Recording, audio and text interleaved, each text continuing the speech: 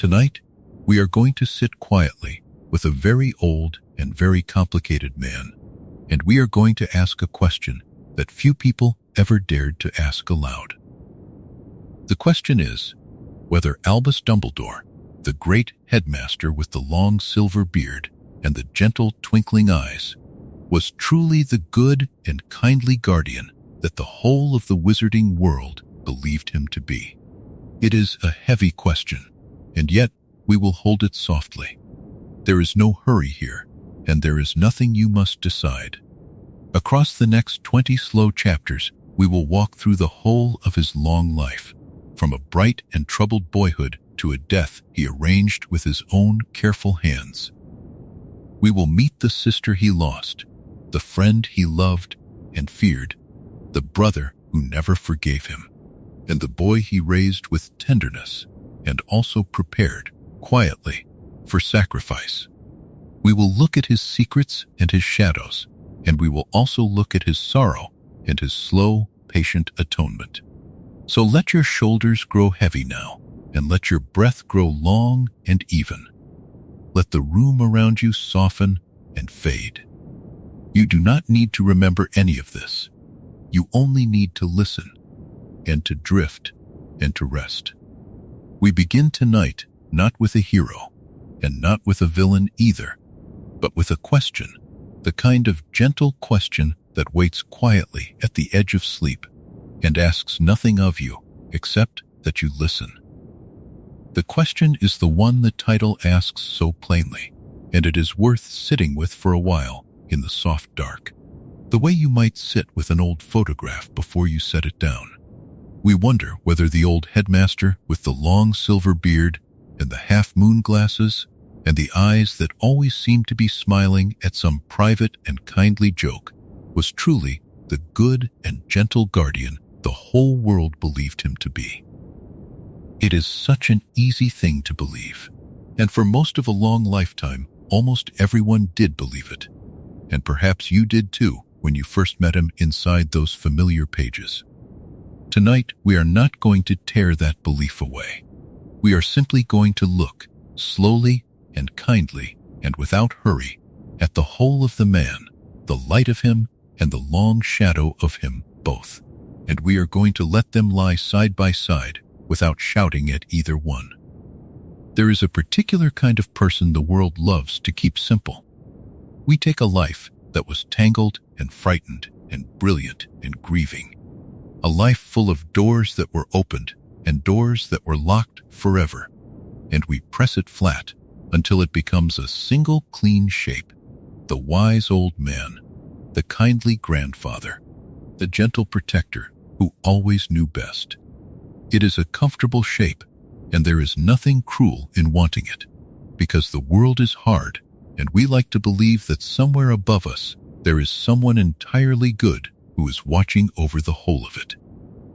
Albus Dumbledore became that shape for millions of people, and he wore it with grace, and he let it settle over him like a warm and heavy cloak. But a man is not a shape. A man is a long, slow accumulation of choices, some of them made in sunlight and some of them made in the worst hours of the night. And when we hold only the sunlight, we are not really holding the man at all. So let us agree, gently, before we go any further, that we are here to be fair to him. We are not here to pull down a good name, and we are not here to polish a legend until it blinds us. We are here to do the more tender and more difficult thing, which is to love a person as he actually was, with his gifts and his wounds and his quiet manipulations all present in the same breath. This is, in truth, the only honest way to love anyone. The people we love most in our own lives are never simple. They carry old sorrows we will never fully understand, and they make choices we cannot always forgive, and still we hold them, because holding the whole of a person is what love actually is. Tonight, we will try to hold the whole of Albus Dumbledore in just that way, and it will turn out to be a far more moving thing than the simple story ever was. Consider For a moment, how strange it is that a man could be at once so celebrated and so hidden. Here was someone whose name was spoken with awe in every corner of the wizarding world, the greatest of his age, the one that even the darkest wizards feared to face. And yet almost no one who admired him knew the true story of his youth, the summer that had nearly undone him, the sister whose death he could never be certain he had not caused, the friend he had once loved and dreamed beside, the plans he had once made for a world remade under wizard rule. All of that lay buried far beneath the twinkling surface, and he took great care that it should stay buried. And the burying itself was one of the quiet labors of his very long life. The gentle legend was not a lie exactly, but it was not the whole truth either, and he knew that better than anyone alive. There is a softness in understanding this, rather than a harshness. When we learn that a person we admired was more troubled and more calculating than we had imagined, we can respond in two ways. We can feel cheated and turn cold, and decide that the whole of the admiration was foolish.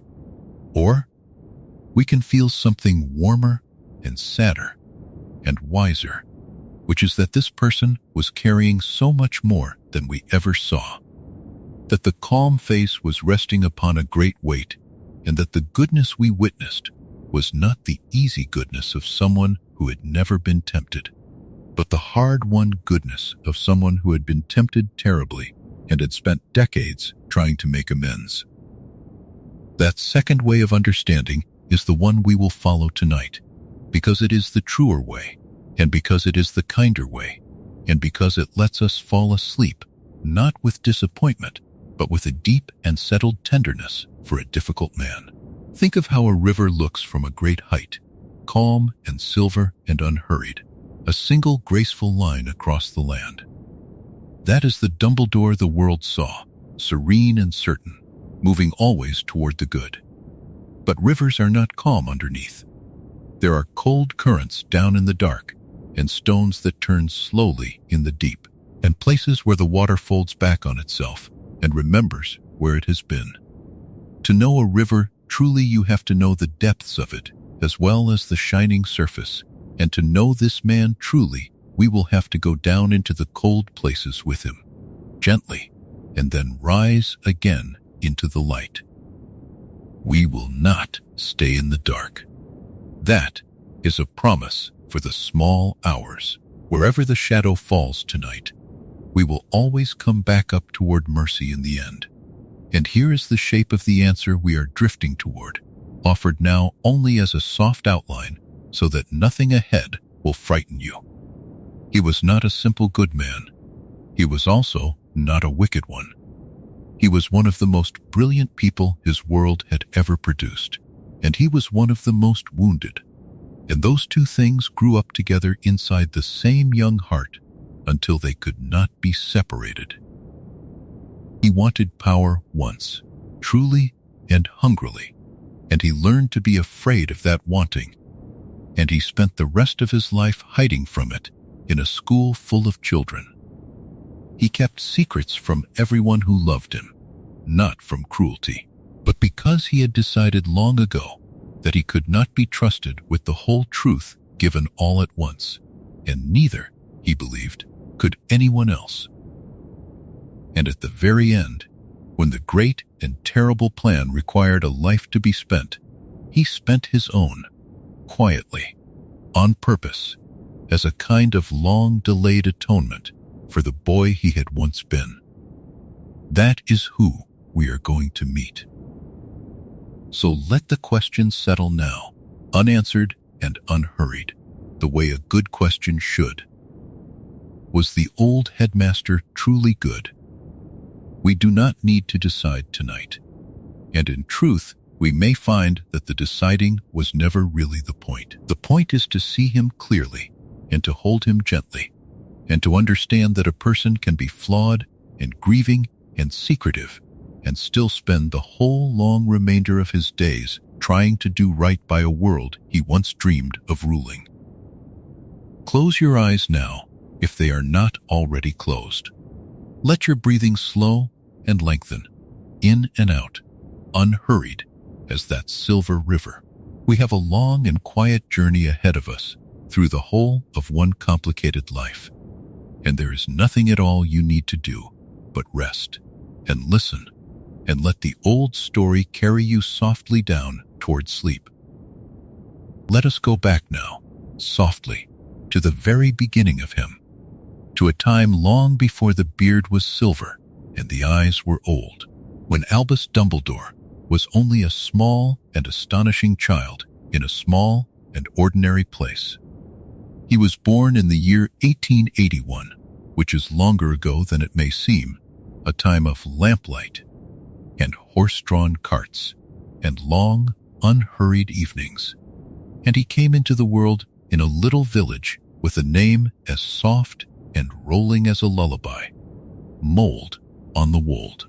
It is the kind of village you can picture even if you have never seen it, a scatter of low houses among green and rising fields, a place where the wind moved slowly through the grass and where nothing much was expected to happen, and where, quietly, without anyone quite understanding it yet, something extraordinary had just begun. He was given a great and solemn string of names, far more than a small child could ever need.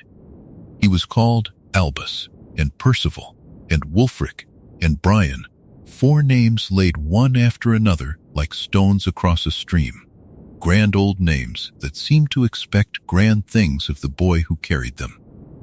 And the boy did not disappoint them. From very early on, it was plain to everyone who watched him that Albus was not an ordinary child.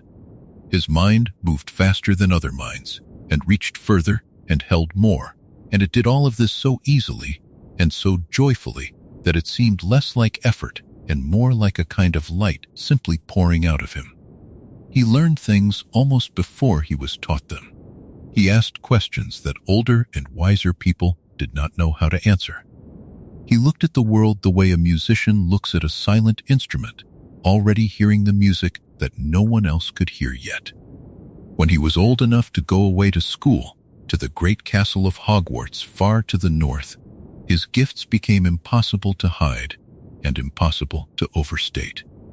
He was, quite simply, the most brilliant student the school had seen in living memory, and this was not the fond exaggeration of a proud family, but the honest judgment of the teachers themselves, who had taught many clever children across many long years and had never seen anything like this boy. He won every prize that could be won. He impressed every professor who stood before him.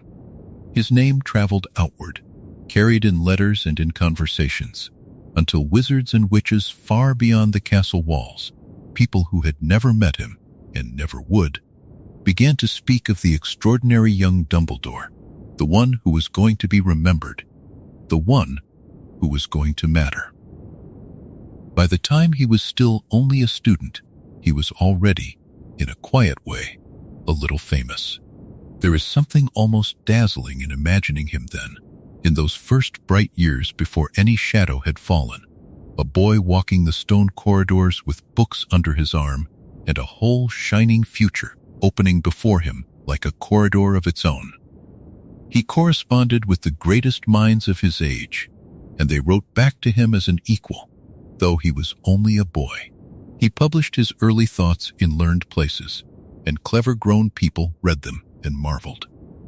Everything he touched seemed to turn to gold, and everyone around him seemed to agree that there had never been a young wizard so certain to rise, so certain to lead, so certain to leave the world larger and brighter than he had found it. If the story had been a simple one, this is where the simple version would have him going gently onward, gathering honors, doing good, becoming without complication the wise and kindly figure the world would one day adore.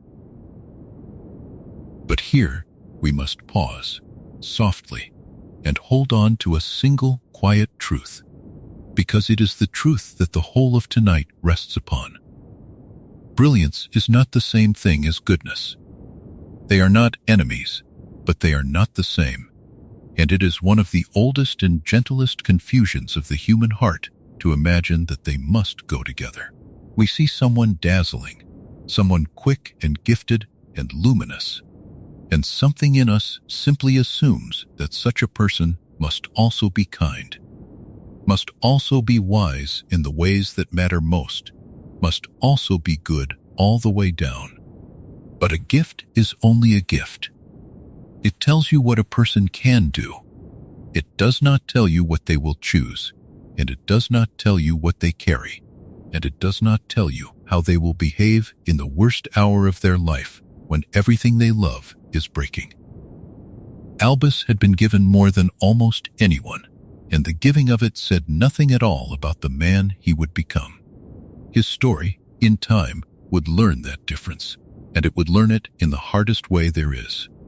For now, though, let us stay a little longer in the warmth of the beginning, because he deserves to be seen there, young and unbroken, before the sorrow arrives. Picture the small house in the rolling green country, and the mother who watched her clever son with a mixture of pride and quiet worry, and the ordinary sounds of an ordinary family going about its ordinary days. There were other children in that house, a younger brother and, in time, a younger sister. And for a little while the family was whole, and the future was bright, and nothing had yet gone wrong. Albus was the eldest, the brilliant one, the one on whom the family's hopes had begun to gather like light on water, and though he could not have known it, these were the last easy years he would ever have. The soft green fields of mold on the wold, the grand string of names, the endless prizes, the letters from the great and the good, all of it belonged to a world that was about to change utterly and forever.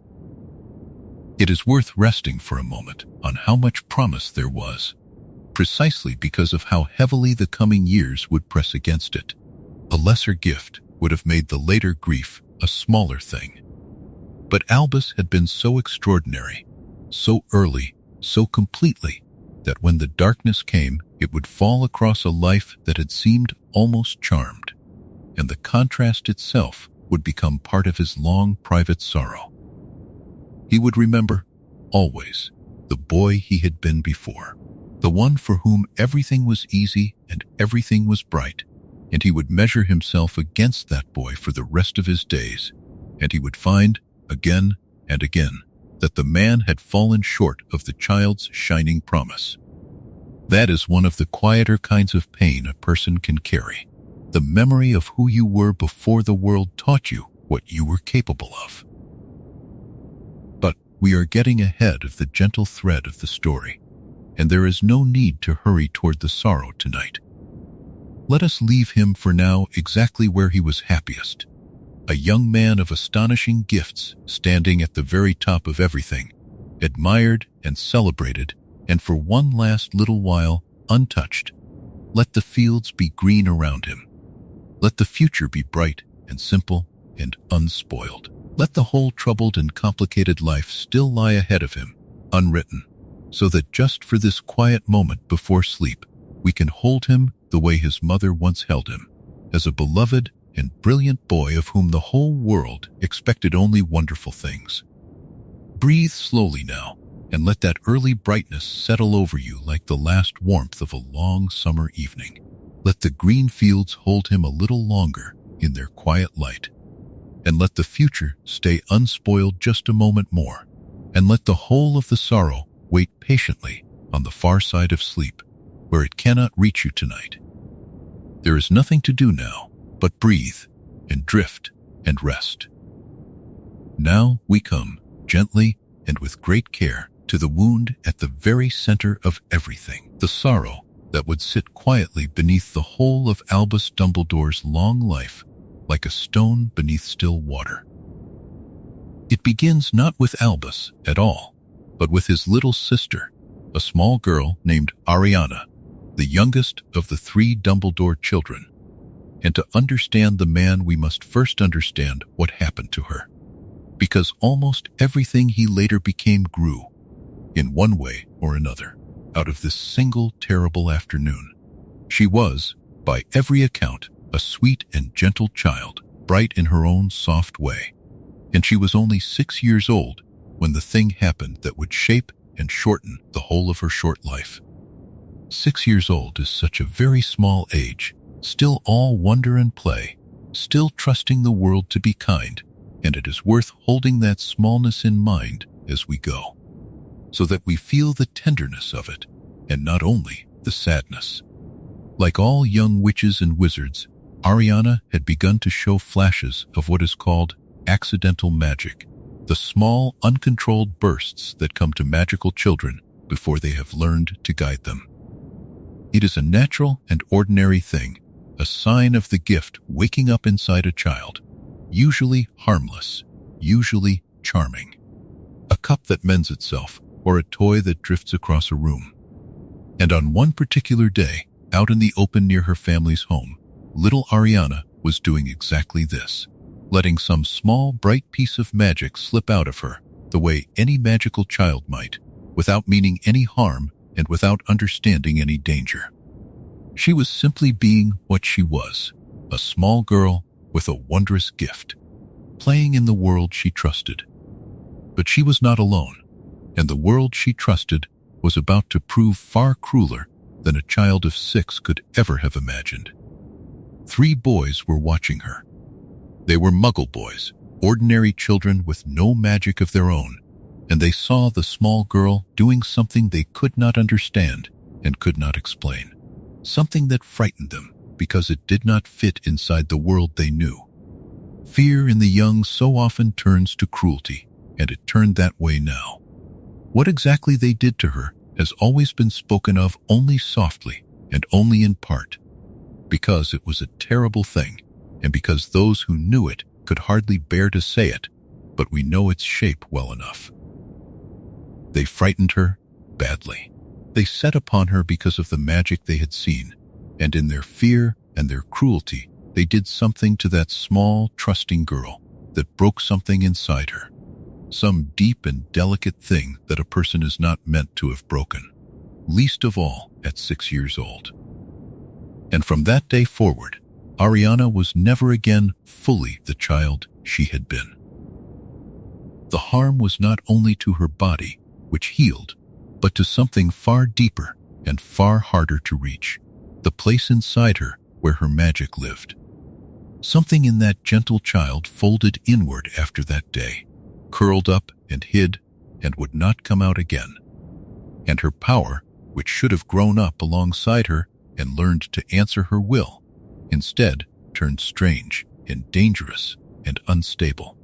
She could no longer control it. It lived in her now like a frightened animal, sometimes quiet for long stretches, sometimes bursting out without warning when she was upset or afraid, wild and powerful and beyond her reach.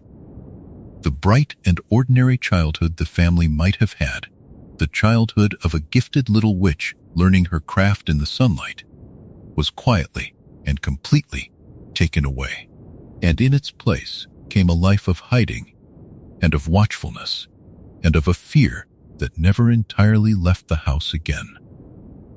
There is a particular kind of grief in this, and it is worth resting with it for a moment in the soft dark, because it is the grief that shaped Albus more than any other. It is the grief of an injury that need not have happened, an injury born only of fear and misunderstanding, of one group of children not knowing what to make of another child's difference and choosing cruelty instead of curiosity. Ariana had done nothing wrong. She had only been herself, only shown the world the gift she had been born with, and for that she was broken, and the family who loved her could do nothing to undo it. They could only gather around her and try to keep her safe, and try to keep her calm, and try, above all, to keep her hidden, because in that world, a witch who could not control her magic was a witch in danger, both from what her power might do and from what others might do if they learned of it. You can imagine, softly, what this did to the whole shape of that household.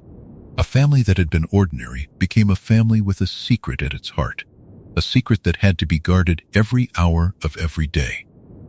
The small girl who should have been running freely through the green fields now stayed indoors, watched over, protected, folded away from a world that had already hurt her once. And the older brother, the brilliant one, the dazzling young Albus, for whom everything had always been easy, now had at the very center of his family a wound that no brilliance could mend. Here was the one problem his extraordinary mind could not solve, the one thing all his gifts were useless against. His little sister was hurt in a place he could not reach, and no cleverness, no prize, no letter from the great minds of the age could put right what 3 frightened boys had broken on an ordinary afternoon. We do not always think about how the sorrows of childhood settle into the people we become, but they do, quietly, permanently, like water finding its way into stone. Albus would carry Ariana with him for the rest of his life, this small, broken sister, this proof that the world could be senselessly cruel to the innocent, this reminder that even the most gifted person alive is helpless before certain kinds of pain. Much of what he later believed about protection, about the vulnerable, about the terrible things that happen when power meets fear, had one of its deepest roots right here, in a little girl who folded inward at 6 years old and never fully came back. And much of his later guilt, the guilt that would drive so many of his hardest choices, was already being quietly prepared in these years, waiting for the day when the family's fragile hidden life would break apart entirely. But that day is still ahead of us, and tonight there is no need to hurry toward it.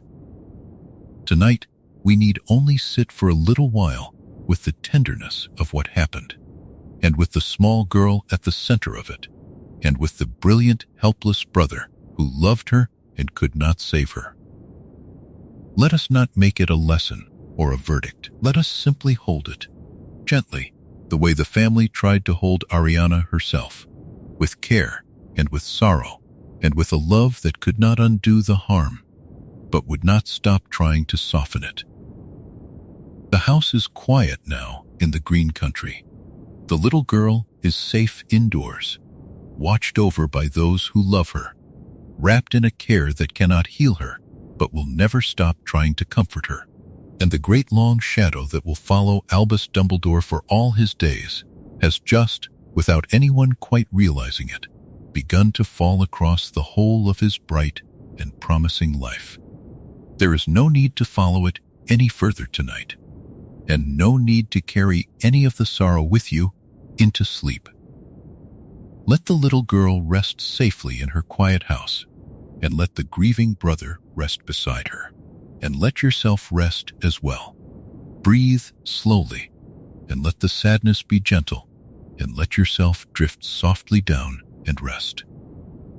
The wound to Ariana did not stay quietly inside the walls of the Dumbledore home, because a sorrow that deep rarely stays still.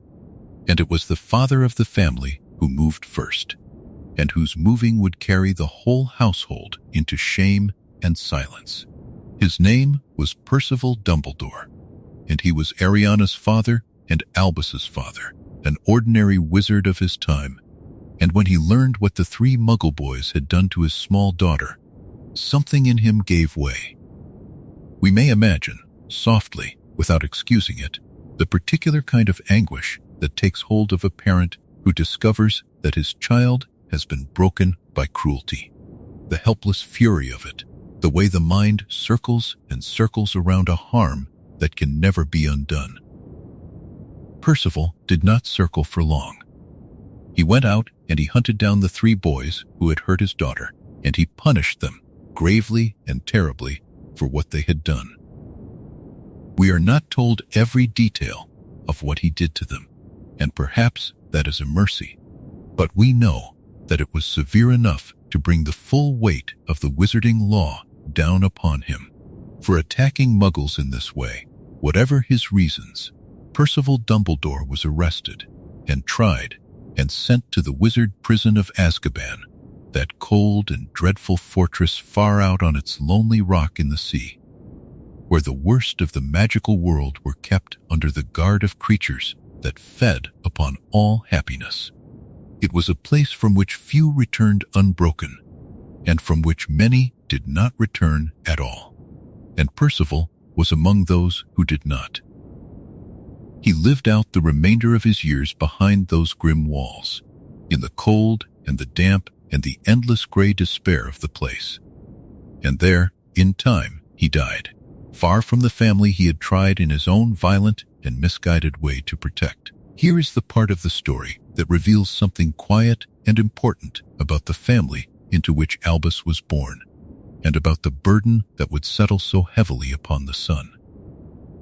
Percival, standing before the law, could have explained himself. He could have told the whole truth of why he had done what he did, could have spoken of his small daughter and the cruelty she had suffered and the ruin it had made of her. Such an explanation might not have freed him, but it would have made his crime understandable, might have softened the judgment against him, would at the very least have let the world know that he was not a man who attacked children for no reason. But he did not explain. He chose silence instead, complete and deliberate silence, and he carried the whole truth with him into the darkness of Azkaban, and never once spoke it aloud. He would rather be thought a cruel and lawless man than reveal what had happened to Ariana. And the reason for that silence is the heart of it, and it is worth resting with in the quiet of the night. To explain himself, Percival would have had to tell the world about Ariana, about the injury to her magic, about the fact that she could no longer control her power, and had become what that world would have called an obscurial, a witch too damaged and too dangerous to live openly among others.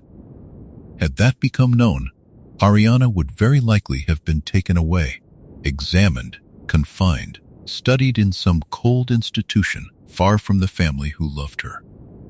To protect her from that fate, her father chose to say nothing at all, to let his own name be blackened, to accept prison and disgrace and a lonely death, rather than expose his broken daughter to a world that would not have been gentle with her.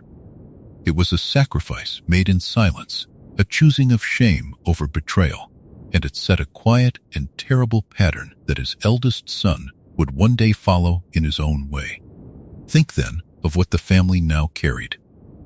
There was the wound to Ariana, hidden away behind closed doors, and now, laid on top of it, there was the absence of the father, gone to prison, gone into the gray distance, gone at last into death, and with him gone the family lost not only a parent, but its standing, its good name, its place in the ordinary run of things.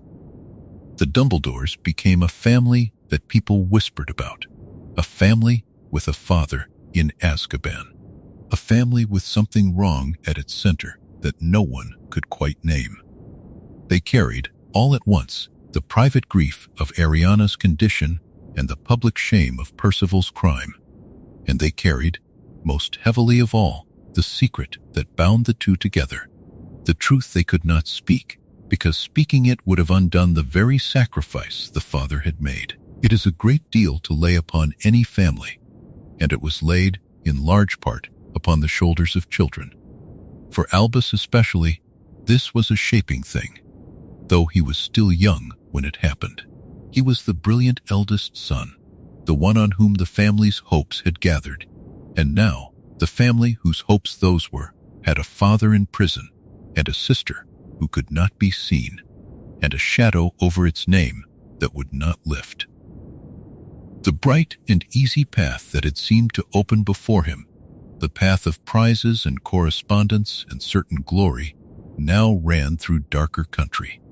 He learned, in these years, what it was to keep a secret so large that it reordered your whole life around itself. He learned what it was to protect the vulnerable by choosing silence and shame. He learned that love sometimes asks you to let the world think worse of you than the truth would, and to carry that misjudgment quietly, forever, without complaint. His father had taught him all of this without ever meaning to. simply by the way he had chosen to fall. There is something almost unbearably tender in seeing where this all leads, though we will only touch it lightly tonight. The grown Albus Dumbledore, the great and secretive headmaster who told each person only the single piece of the truth he judged they needed, who kept his deepest plans hidden even from those who loved him best, who was willing to be misunderstood and mistrusted for the sake of ends he believed in, was in some quiet way the direct inheritance of this early season. He had watched his own father choose silence and disgrace over exposing the family's wound, and something in that choice had gone down into him and stayed. And it would surface again and again across the long decades of his life, in ways both noble and troubling. The habit of the guarded truth, the willingness to bear a false name for a hidden reason, began here, in the shadow of a father gone to Azkaban. But let us not rush ahead into all that he would become. Tonight it is enough to sit with the family as it was in this bruised and quiet season, gathered around its griefs, holding its secrets, going on as best it could. The father is gone, into the cold and the distance, and will not come back. The mother remains, carrying now the whole weight of the household alone, watching over her damaged daughter and her two grieving sons. And the eldest of those sons, the brilliant boy who had once thought the world would only ever be easy, is beginning to understand that his life will be nothing of the kind. The green fields are quieter now. The house holds its breath around its secrets. And the long shadow deepens, gently, as the story moves toward the losses still to come. Breathe slowly, and let the old sorrow rest lightly upon you, and let yourself drift down softly toward sleep. After the loss of their father to the cold stone of Azkaban, the Dumbledore family gathered what remained of themselves and slipped quietly away to a small village called Godric's Hollow, a place of low cottages and old churchyards and hedgerows heavy with summer, and there they tried to fold themselves out of sight and out of the reach of prying eyes. It was a village of wizards and muggles living gently side by side, a place where a family might hide a great sorrow behind drawn curtains, and no one would think to ask, and the mother of the house, Kendra Dumbledore, chose it precisely for that quiet, for the way it would let her keep her youngest child safely tucked away from a world that had already frightened her, once almost past the point of returning. Kendra was a proud woman, tall and dark-eyed and unsmiling, and she carried the weight of the family's secret the way a person carries a stone in the chest, without complaint and without ever setting it down, and she gave the whole of her days to the care of little Ariana, who had never truly healed from the terror of that long-ago afternoon. Ariana had grown into a girl of great sweetness and great fragility, gentle when she was calm and unknowable when she was not, and the magic inside her had become a strange and frightened thing, coiled and unwilling to obey her, so that it slept for long stretches and then woke without warning and lashed out in ways that no one could predict and no one could soothe. And so the girl was kept indoors, kept close, kept from the eyes of neighbors who might wonder why the youngest Dumbledore never went to school and never walked to the shops and never played in the lane with the other children of the village. To the wider world, it was quietly given out that the girl was too delicate in health to be seen, and the world, being busy with its own small concerns, accepted the gentle lie and looked away, and behind the curtains the true and heavier story went on unspoken. In those years, the eldest son, Albus, was becoming everything that the world would later remember. Dazzling and swift and celebrated, the most gifted student that Hogwarts had counted among its own in living memory. And he moved through his final school years gathering prizes and honors, and the warm admiration of famous witches and wizards who wrote to him as though he were already one of them. He corresponded with the great scholars of the age. He published his clever findings in learned journals. He was spoken of as a young man who might one day sit at the very summit of the wizarding world. And all the while, a bright and hungry future seemed to be opening before him like a door swinging wide onto a golden room. He loved that future, and he was already half in love with the largeness of himself, and he had begun, quietly and without ever quite admitting it, to feel that the small, dim house in Godric's Hollow was a place that could not possibly contain a person of his gifts. Then, in the summer after his final year at school, when he was newly 17 years old and ready to go out and take hold of the wide and glittering world, the news reached him that changed the shape of everything and closed the golden door as swiftly as it had opened. His mother, Kendra, was dead. It had happened suddenly and without mercy. One of Ariana's uncontrolled outbursts, breaking loose in the wrong moment and striking the very woman who had spent her whole life sheltering the girl from harm. And just like that, the household lost its center and its quiet keeper, and the secret that Kendra had guarded so carefully was left without its guardian. There was no long illness to prepare them, no gentle warning, only the terrible, ordinary suddenness of it. A mother alive in the morning and gone before the day was done. And the 3 surviving children stood in a house that had grown all at once far too large and far too silent.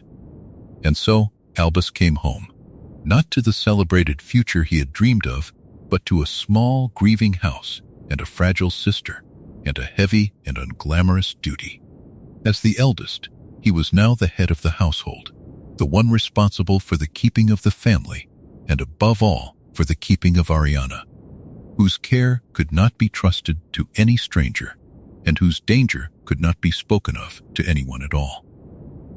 The plans he had made, the travels he had imagined, the brilliant company he had meant to join, all of it had to be set gently aside and folded away. And in their place there was a girl who needed watching every hour of every day, and a house that needed tending, and a secret that needed guarding, and there was no one left to carry any of it but him. He did his duty, and he did not do it kindly in his heart. Outwardly, he was the dutiful son, the responsible brother, the young man who had given up his prospects to care for his broken family, and the village saw him that way and pitied him gently for it. But inwardly, in the private rooms of his own mind where no one could see, a resentment had begun to grow, quiet and shameful and impossible to confess, for he felt that a great and undeserved injustice had been done to him. He had been born for the wide world, and instead he had been shut up in a tiny village to mind an invalid sister and a bitter younger brother, and the gifts that were meant to remake the age were spending themselves on nothing more than the endless small tasks of a grieving house. He knew that these thoughts were ugly, and he was ashamed of them, and he could not make them stop.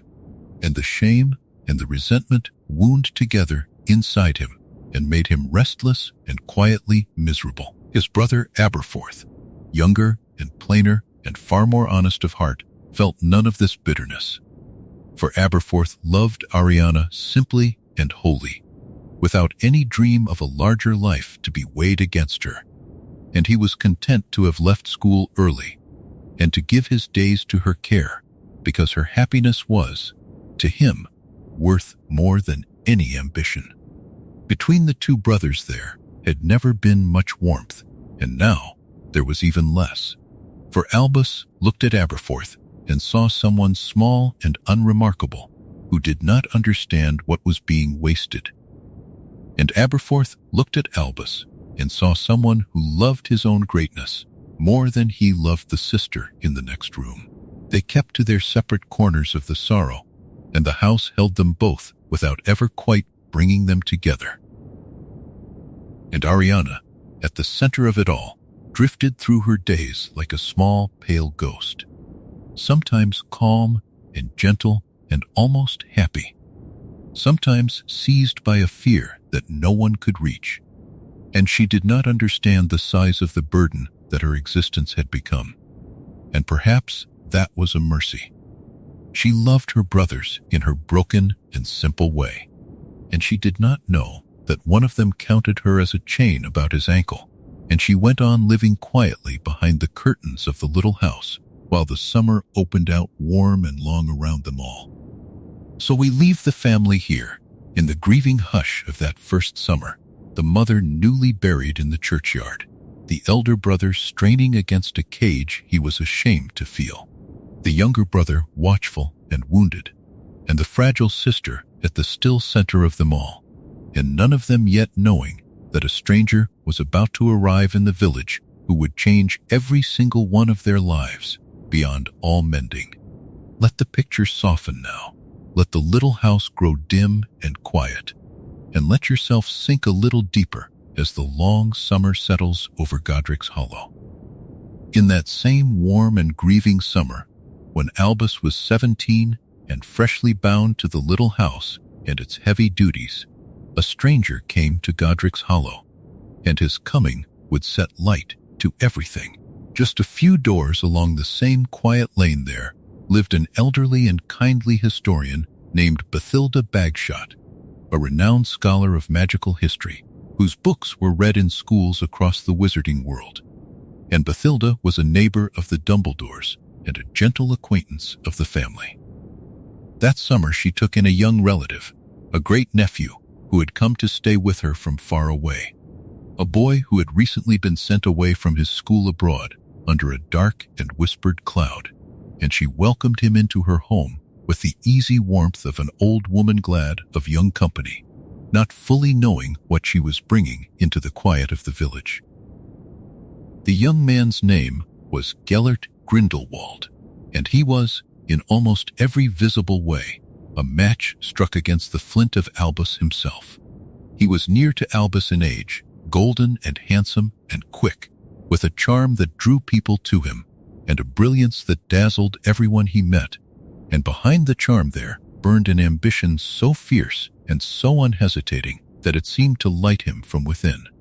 He had been a student at the Northern School of Durmstrang, a place already known for its willingness to teach the darker branches of magic, and even there, even in a school unafraid of shadows, he had gone too far, conducting experiments so dangerous and so twisted that the school had been forced to expel him rather than risk the harm he might do.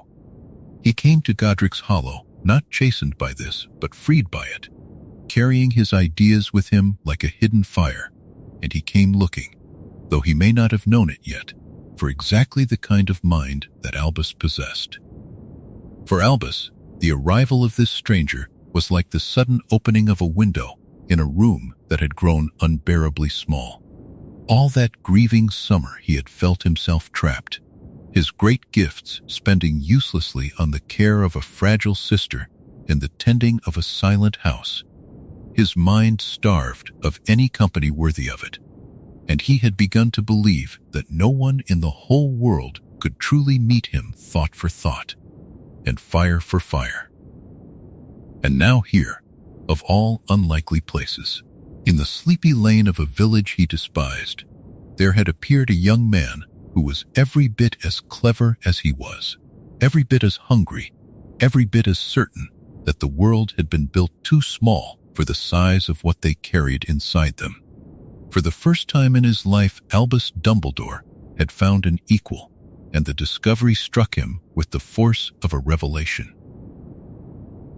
The two of them fell into each other's company as swiftly and as completely as fire falls upon dry wood.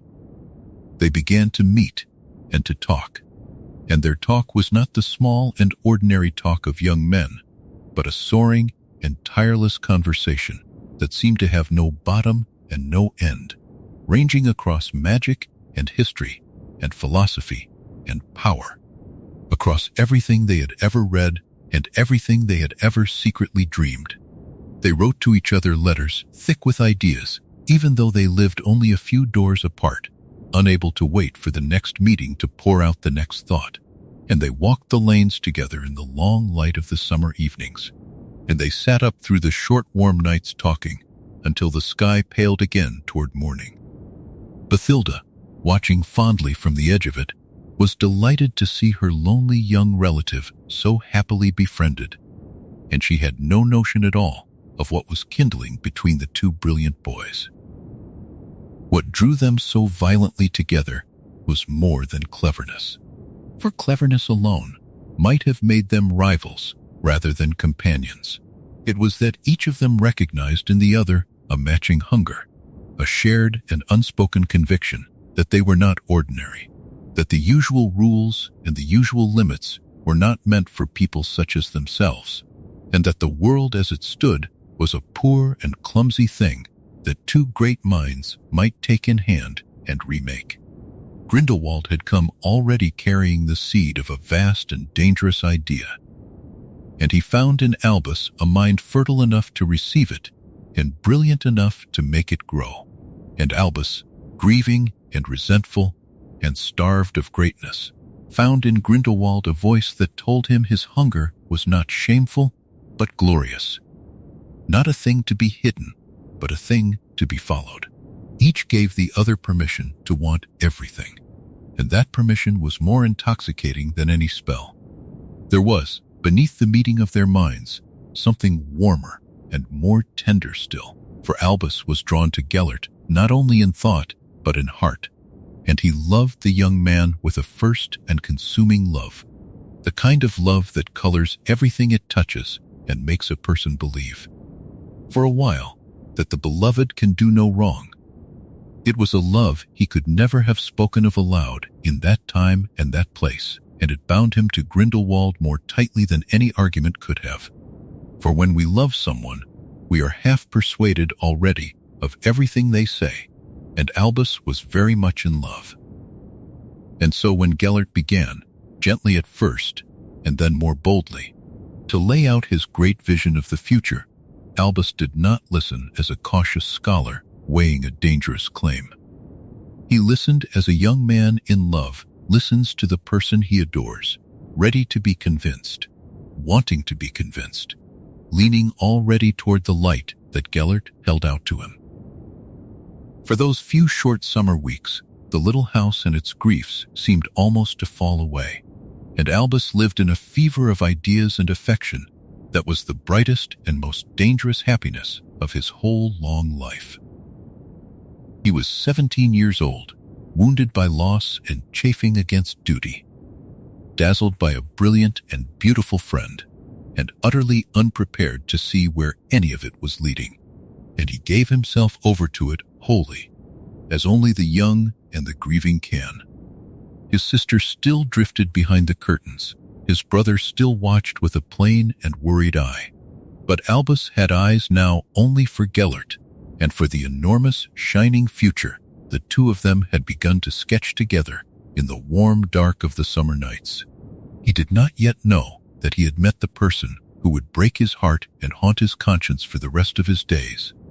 The friend and the ruin both, the equal he had longed for, and the mirror he would spend a century trying not to look into. And so we pause here, at the threshold of it, in the golden hush of that fateful summer when the two young men had found each other and had not yet done any harm. When everything was still only talk and dreaming, and the sweet certainty of being understood at last. There is a kind of innocence even in this beginning, for they truly believed, or at least Albus truly believed, that their great ideas were good ones, and that the world would thank them, and that no one would be hurt. Let that gentle and doomed innocence settle over you now. Let the summer lanes of Godric's Hollow grow soft and warm in the failing light, and let yourself drift a little further down as the two bright young men lean their heads together over the dream that will shortly begin to darken. Now we come to the heart of that summer, to the long burning nights when the two young men sat together and let their talk climb higher and higher, past cleverness and past ambition, and into the shape of a whole new world. And it is here, in the warmth of their meeting minds, that the great and terrible idea of Albus Dumbledore's youth was born. They were not content, either of them, to be merely brilliant, to win prizes and publish papers and take their honored places among the wizards of the age. They wanted something vast, something that would remake the order of things, and night after night they turned the idea over between them, sharpening it, deepening it, wrapping it in reasons until it seemed not dangerous but noble, not cruel but kind. And the idea they arrived at, the idea that would carry Albus so far and cost him so much, was that wizards should come out of hiding and take their rightful place as the rulers of the world. For centuries, the magical folk had lived in secrecy and in fear, hiding themselves away behind enchantments and false histories, cowering, as the two young men saw it, before the great dull mass of the ordinary Muggle world. And this, they told each other, was a shameful and unnatural thing, for surely those who possessed the gift of magic, those who could bend the very laws of the world to their will, were meant by nature to lead and not to hide. They imagined a future in which the two peoples no longer lived in fearful separation, but in a single order, with wizards standing openly at the head of it, guiding and governing the Muggles who could not govern themselves so wisely. And here was the subtle and seductive turn of the whole dream, the thing that made it possible for a gentle and grieving young man to embrace it. For they did not speak of conquest or of cruelty. They told themselves that wizards would rule not as tyrants, but as guardians, that they would take charge of the ordinary world for its own protection, for its own good, and that under their wise hand there would be less suffering and less war and less waste than the Muggles had ever managed on their own. To hold this dream aloft, they gave it a banner, a small handful of soft and shining words that made the whole vast ambition sound like an act of mercy.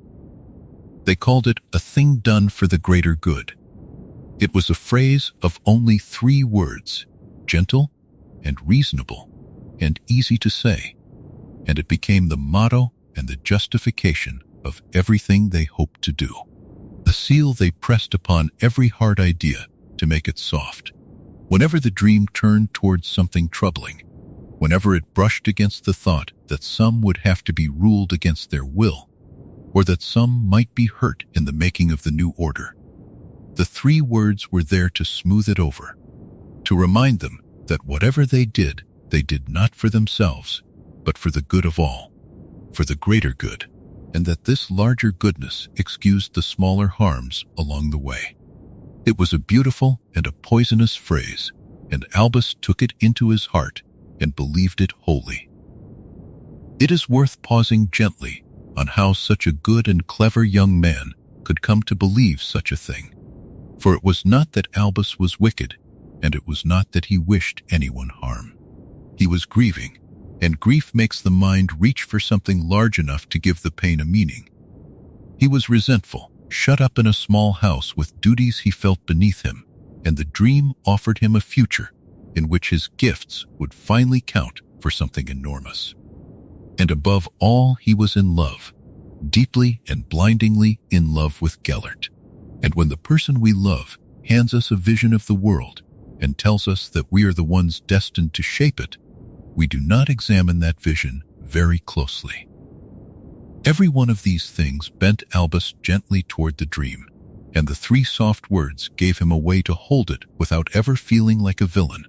And so he embraced it not as a fall, but as a rising, believing that he and Gellert were about to become the great benefactors of the age.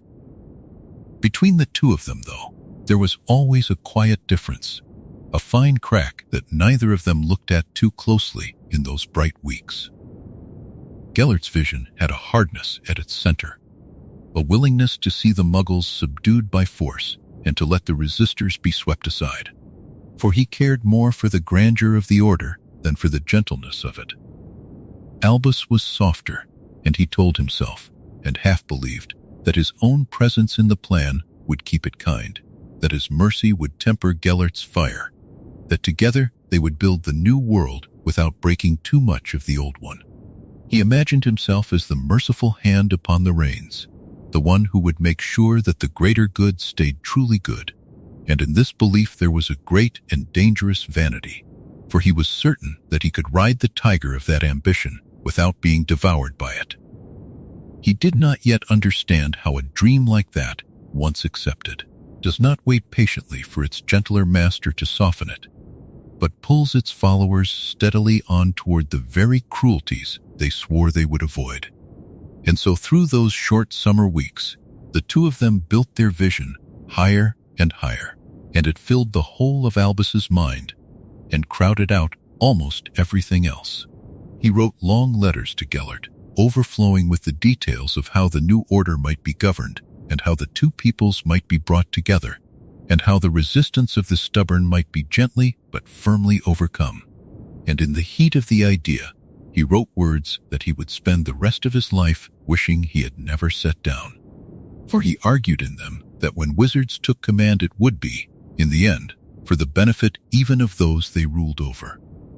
He was 17 years old, and he had never yet seen the true weight of what such words cost when they leave the page and enter the world. And he wrote them freely and proudly, signing his name to a dream he believed was righteous. For a little while, it seemed to both of them that nothing stood in their way, that they were young and brilliant and destined, and that the world was a soft clay waiting for their hands. They had the dream, they had the banner, they had each other, and the summer stretched on warm and endless around them while they planned the remaking of everything. Yet all the while, though neither of them wished to see it, the dream was quietly hardening, drawing them by small steps away from mercy and toward ruthlessness, teaching Albus to look past the sister behind the curtains and the brother at the door, and to fix his eyes only upon the shining and terrible future. So let us leave the two of them here. At the very summit of their innocence and their arrogance, the great idea born, and the three soft words spoken, believing themselves the saviors of the world, and not yet knowing the price that would one day be asked of them. They did not know that this same phrase, these three soft and shining words, would follow Albus down all the long years of his life, spoken by others and remembered by himself with a shame that never entirely faded, a small, quiet echo of the summer when he had believed in it with his whole young heart. Let the words grow quiet in your mind. Let the summer night go still and warm around the two dreaming boys, and let yourself sink down into rest as the banner of the greater good hangs bright and unbroken over them for just a little while longer.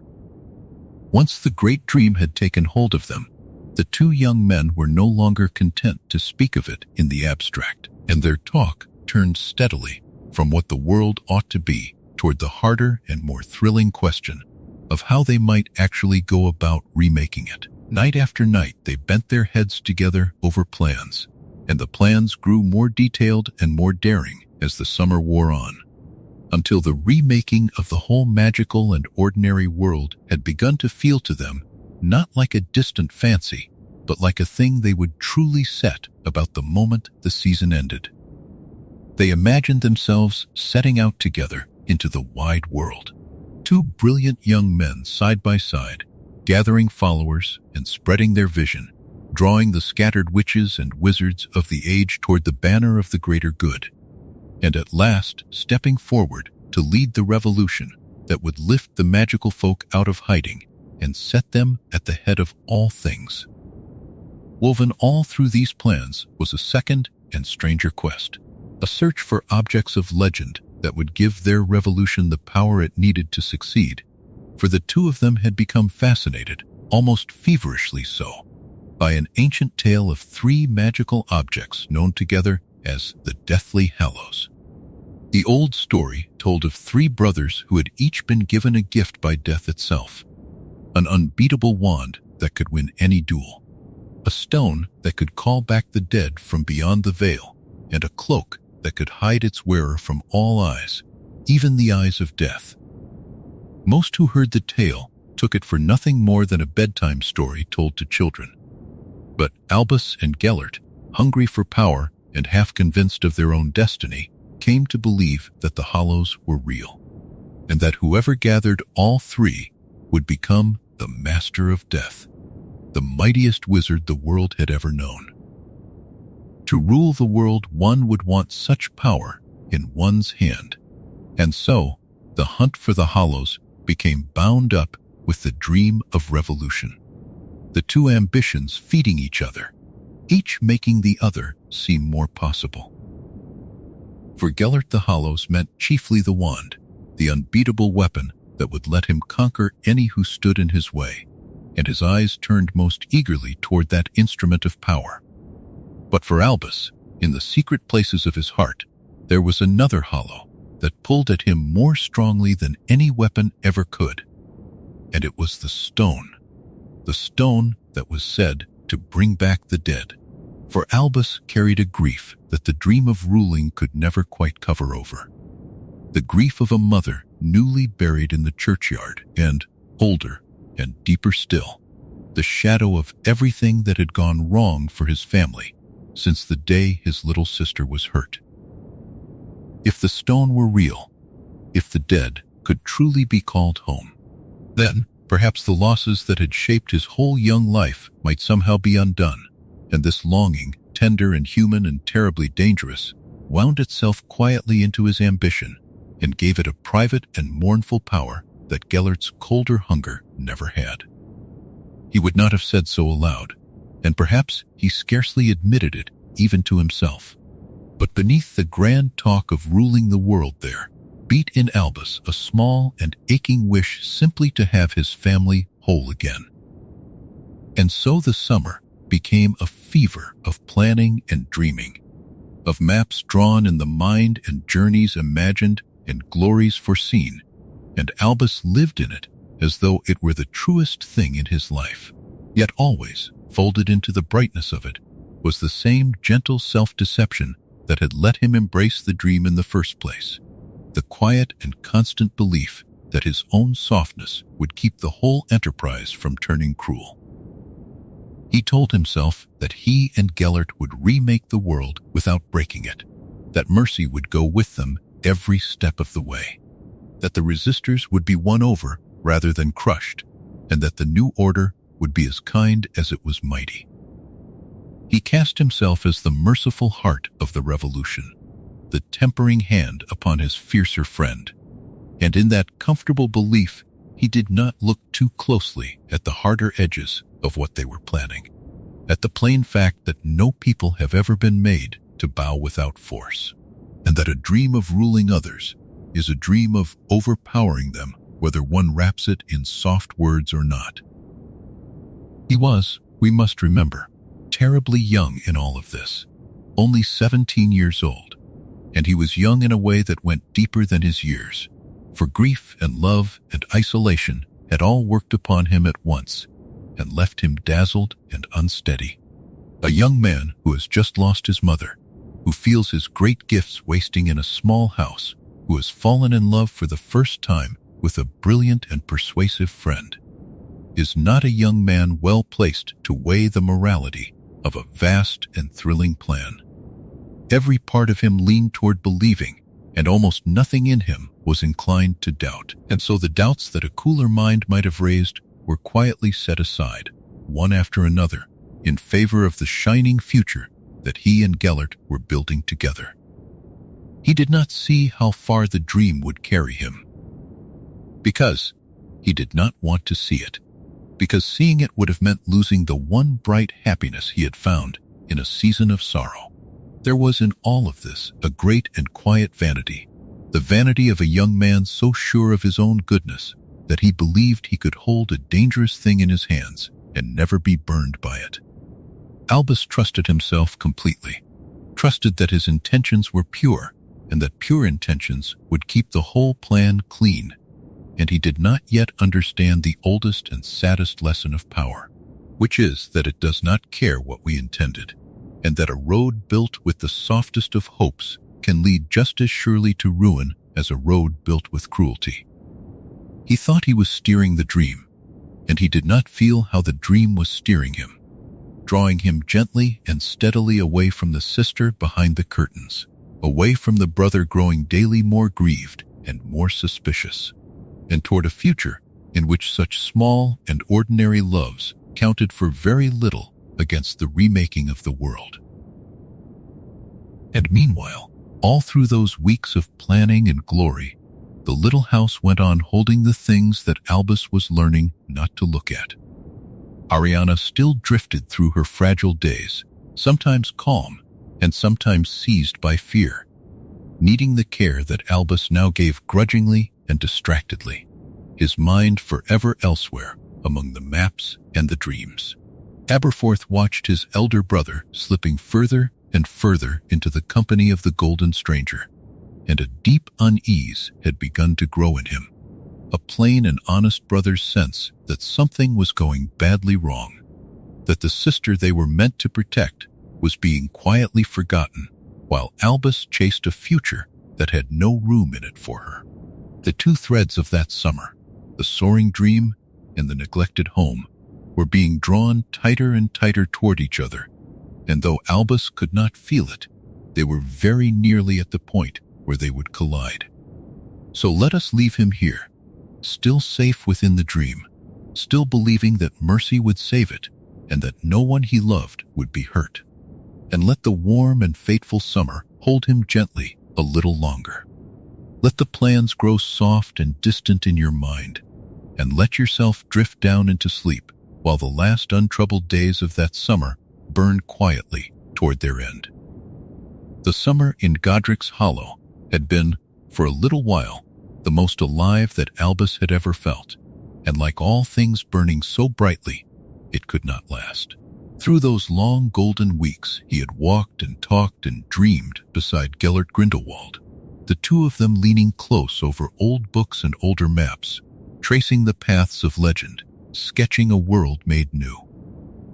They had spent whole nights awake, letting candles gutter down to nothing, and Albus had felt his loneliness lift from him like a heavy coat set aside at last. He had a father dead in prison and a mother buried in the churchyard, and he had a sister behind an upstairs door and a brother whose eyes had grown hard. And yet, in Gellert, he had found something that felt, in those weeks, like enough. He had found a mind that could keep pace with his own, and that was a thing he had never known before, and it had made him drunk in a way that no wine could match. But there was another person in that house who watched the two young men with a plain and steady worry, and that person was Aberforth. Where Albus was quick and dazzling and full of grand and distant plans, Aberforth was slow and stubborn and rooted in the small, close things of every day. And the small, close thing that mattered most to him in all the world was Ariana. He was the one who sat with her when the fits came upon her, the one who could gentle her when the magic rose wild and frightened inside her thin chest, the one who knew the particular ways to soothe her so that the fear did not swallow her whole. He loved her without cleverness and without ambition, and he loved her more, in truth, than either of the others quite managed to, because his love asked nothing of her and dreamed nothing over her head. And so, as the summer wore on toward its ending, Aberforth grew angrier and more afraid by the day, because he could see plainly what his brilliant brother could not or would not see. He could see that Albus had stopped sitting with Ariana in the evenings.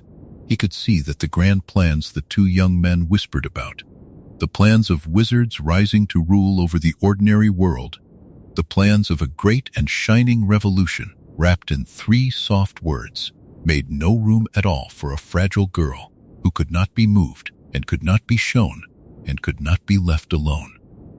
He could see that, in all their dreaming of the greater good, the smallest and most fragile good of all had somehow been forgotten, left behind an upstairs door, while the two young men planned to remake the whole of the earth.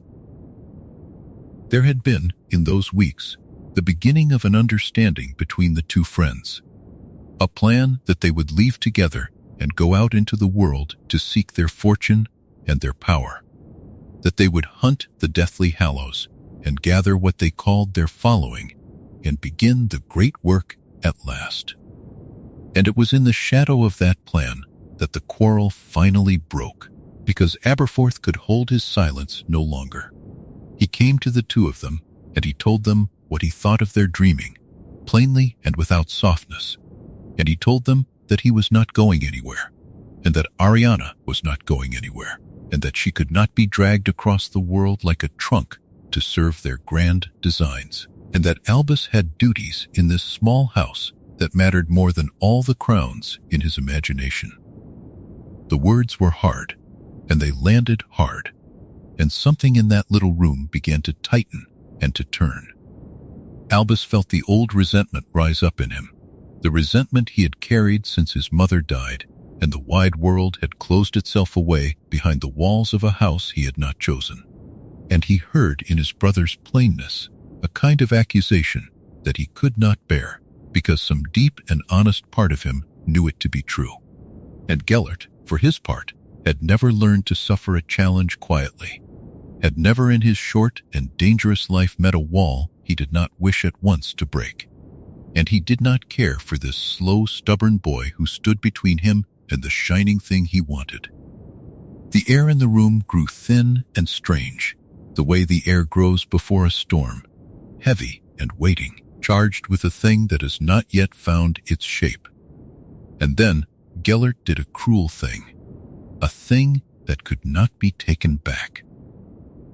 His temper slipped its leash, and he turned upon Aberforth, not with words alone, but with his wand. And he used a curse meant to punish and to hurt, a flick of pain thrown at the brother who dared to stand in the way. It was the sort of thing he did, Albus would understand much later, the sort of thing that lived always just beneath the brilliance, the willingness to reach for cruelty the moment cruelty seemed useful. But in that moment, Albus did not understand it. In that moment, Albus saw only his younger brother struck and hurting, and whatever grand vision had lived in his mind that summer fell away in an instant, and the loyalty of blood rose up in him older and deeper than any dream. So Albus drew his own wand to defend his brother. And now there were 3 wands raised in that small and crowded room. 3 young men who were among the most gifted the wizarding world had ever produced. And no room on earth was large enough to hold the force of what they carried. Curses began to fly, quick and bright and terrible, spells thrown without care and without aim, ricocheting off the walls, splitting the quiet of the house into a roar. Aberforth fought with the raw fury of a boy defending the only thing he loved. Gellert fought with the cold delight of one who had never truly feared anything. And Albus fought caught between them, torn down the middle of his own heart, defending his brother against the friend he loved, undone by the collision of the 2 great loves of that ruined summer. It happened so fast, the way such things always happen so fast, faster than sorrow can find its footing, faster than wisdom can raise its hand. The room was full of light and noise, full of the crackle of magic gone wild, and the 3 of them were lost inside it, each seeing only the next spell and the next, each forgetting, in the heat of it, everything but the fight. They forgot the hour, and they forgot the house, and they forgot, most terribly of all, the one thing they should never have been able to forget. For above them, behind a door that had held her safe for so long, there was a girl of 14 who had spent her whole short life frightened of loud and violent things, and the loudest and most violent thing she had ever known was now breaking loose beneath her feet. We will leave them there tonight, in the middle of that dreadful storm, 3 wands flashing in a small, dark room, 3 young lives about to be broken in a way that no spell could ever mend. You do not need to carry the weight of what is coming. You only need to know that grief was moving toward that house on quiet feet, and that none of the three could hear it above the noise of their own anger. Let your breath grow slow now, and let the storm in that far room fade to a distant and harmless flicker, a thing that happened long ago and cannot touch you. There is nothing you must do. There is only the warm dark and your slow, soft breathing and rest. She had heard the noise from the first, of course, because a house is a small thing and a storm inside it fills every corner. Ariana had spent the whole of her broken childhood learning to be afraid of exactly this, of sudden loud violence, of shouting men and flashing light, because it was a moment very much like this one, long ago, that had first cracked something open inside her and let the darkness in. 3 Muggle boys had frightened a small girl of 6 until her magic curled inward and turned against her. And from that day, her power had never again been safe, never again been simply hers to hold. And now, upstairs, in the room where she had lived so gently and so hidden, that same old terror came flooding back to her, called up out of her by the roar rising through the floor. We do not know precisely what moved in her heart as she came down the stairs, because no one ever truly knew the whole of Ariana's heart, not even the brother who loved her best. Perhaps she came down because she was frightened and wished to find the ones who kept her safe. Perhaps she came down because the wildness in her, stirred awake by the noise, drew her toward it the way a moth is drawn to the very flame that will undo it. Perhaps some part of her, some brave and buried part that the world had never let grow, simply wished to stand between the people she loved and make them stop. We cannot know.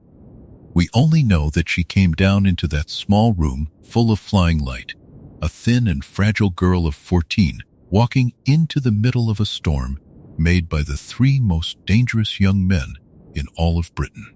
And a curse found her. One spell out of the dozens crossing that room, one flash of light thrown without aim in the blindness of the fight, struck her where she stood, and she fell. She fell the way a candle flame falls when a window is opened, quickly and completely and without a sound that anyone would remember afterward. And the light of her went out. In an instant the storm was over. The noise dropped away into a silence more terrible than any shouting, and the 3 young men stood frozen in a room that had changed forever, while they were too lost in their anger to notice. A girl of 14 lay upon the floor of her own home, and she did not move, and she would never move again, and nothing any of them could ever do would undo it. She had lived so quietly and so hidden that the world outside had scarcely known she existed, and she had suffered so long behind that upstairs door. And now the small and gentle life that her family had guarded so carefully was simply over, ended in an instant, in the middle of a fight she had never asked to be part of.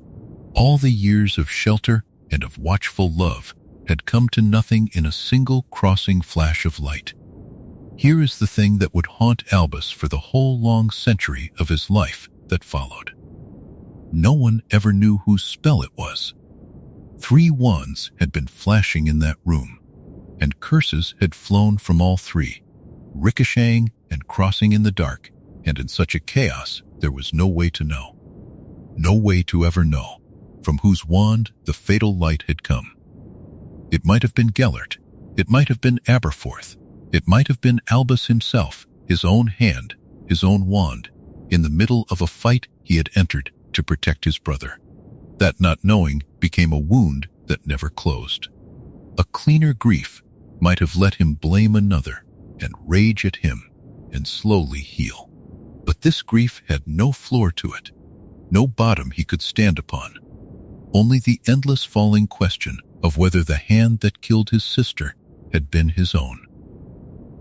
For Aberforth the thing was simpler and no less terrible, because for Aberforth there was no question at all about who was to blame. It was the dreaming that had killed her. The grand and shining dreaming. The summer of plans that had left her forgotten upstairs. It was the friend Albus had brought into their home, the beautiful and dangerous friend.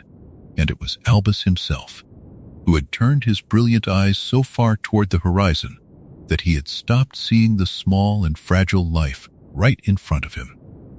Aberforth had warned them, and Aberforth had been struck down for his warning. And now the sister he had guarded so faithfully lay dead upon the floor.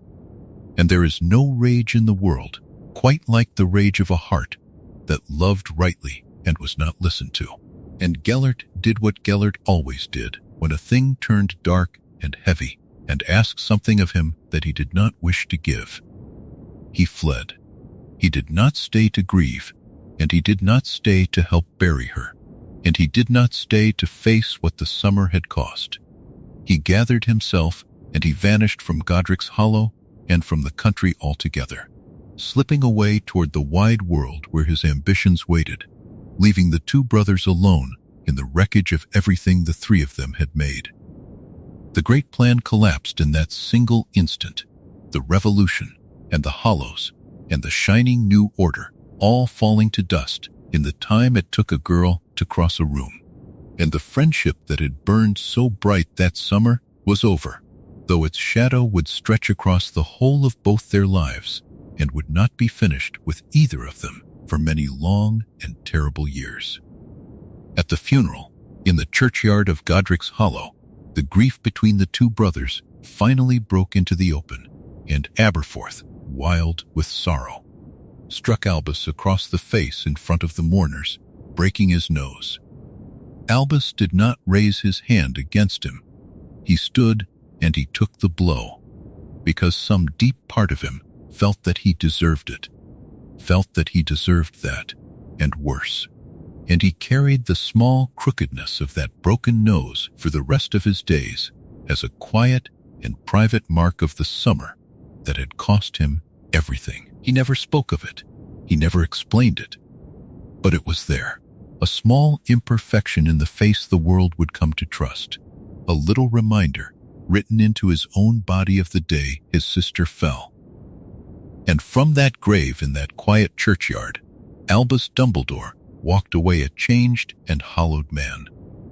The hunger for power that had burned in him all his young life did not vanish, but it was joined now by something else, something colder and heavier, a fear of himself and of what his own ambition might do if he ever let it loose again. He had dreamed of remaking the world, and the world had answered by showing him a girl of 14 dead upon a floor. And he understood at last, too late, what dreaming without love could cost. The guilt of it went down into the deepest part of him and settled there. And it would never leave, and in time it would shape every choice he made, every kindness he offered, every secret he kept, every long and patient plan he laid. So let us leave the two brothers standing apart in that churchyard, the small stone bearing a girl's name, the year of her too short life, the grief that neither of them would ever fully lay down. You do not need to carry it with you into sleep. It was long ago, and the girl is at rest now, and the questions have all been asked. Let your breath grow slow and even, and let the sorrow of that far-off day soften into something distant and gentle, a story finished long before you were born. There is nothing you must feel, and nothing you must fix. There is only the quiet dark around you, warm and holding, and the slow tide of your own breathing carrying you softly down toward rest. After the grave was closed, and the mourners had gone home, and the house in Godric's Hollow had fallen into a silence that no candle could warm, Albus Dumbledore made a decision that would shape the whole of the rest of his very long life. He decided that he could not be trusted. That is the plainest way to say it, and it is the truest. He had looked into himself, and he had seen the hunger there, the great and dazzling hunger for power and for glory that had led him, in one burning summer, to the edge of a terrible thing and past it. He had seen how easily his brilliance could become a danger, how the very gifts that made him remarkable could carry him toward ruin if he ever again let ambition take the reins. And so, rather than test himself against the great heights the world kept offering him, he chose to step down and away from all of it, and to hide. He hid, of all the strange and unlikely places, inside a school. He came to Hogwarts, the old castle in the north, where he had once been the most brilliant student in living memory, and he took up a post as a teacher, and there he stayed. It was a curious thing for a man of his gifts to do, and many across the years wondered at it, because Albus Dumbledore could have had almost anything he wished. Again and again through the decades, the wider world came knocking with its offers of high office and great authority. They wished him to become the Minister for Magic, not once, but many times, and each time he refused. They offered him leadership and power and the chance to shape the whole of wizarding society from the very top, and each time, gently and firmly, he turned it away. The world took his refusals for humility, and it loved him the more for them, and this too was a kind of hiding, because the truth beneath the refusals was not humility at all, but fear. Albus did not decline power because he did not want it. He declined power because he wanted it far too much, and he did not trust what he would become if he ever held it. He had learned, at the cost of his sister's life, exactly what he was capable of when ambition and grief came together in his heart, and he had resolved never to place himself again in a position where that old hunger could find something worth reaching for. A man who cannot trust himself with a crown does the wisest thing he can, which is to stay far away from every crown. And Albus stayed away for the whole of his life. And so, the walls of Hogwarts became for him at once a refuge and a kind of gentle prison, chosen freely, walked into with open eyes. Within those walls his gifts could do good and comparatively little harm. He could teach, he could guide the young, he could pour the whole of his vast and restless brilliance into the small daily work of a school, into lessons and corridors and the slow turning of the seasons, into the quiet, endless business of raising children into adults. It was work far beneath what the world believed he was capable of, and that was precisely why he chose it. Because in its smallness there was safety, and in its ordinariness there was a kind of penance he could pay a little at a time, year upon year.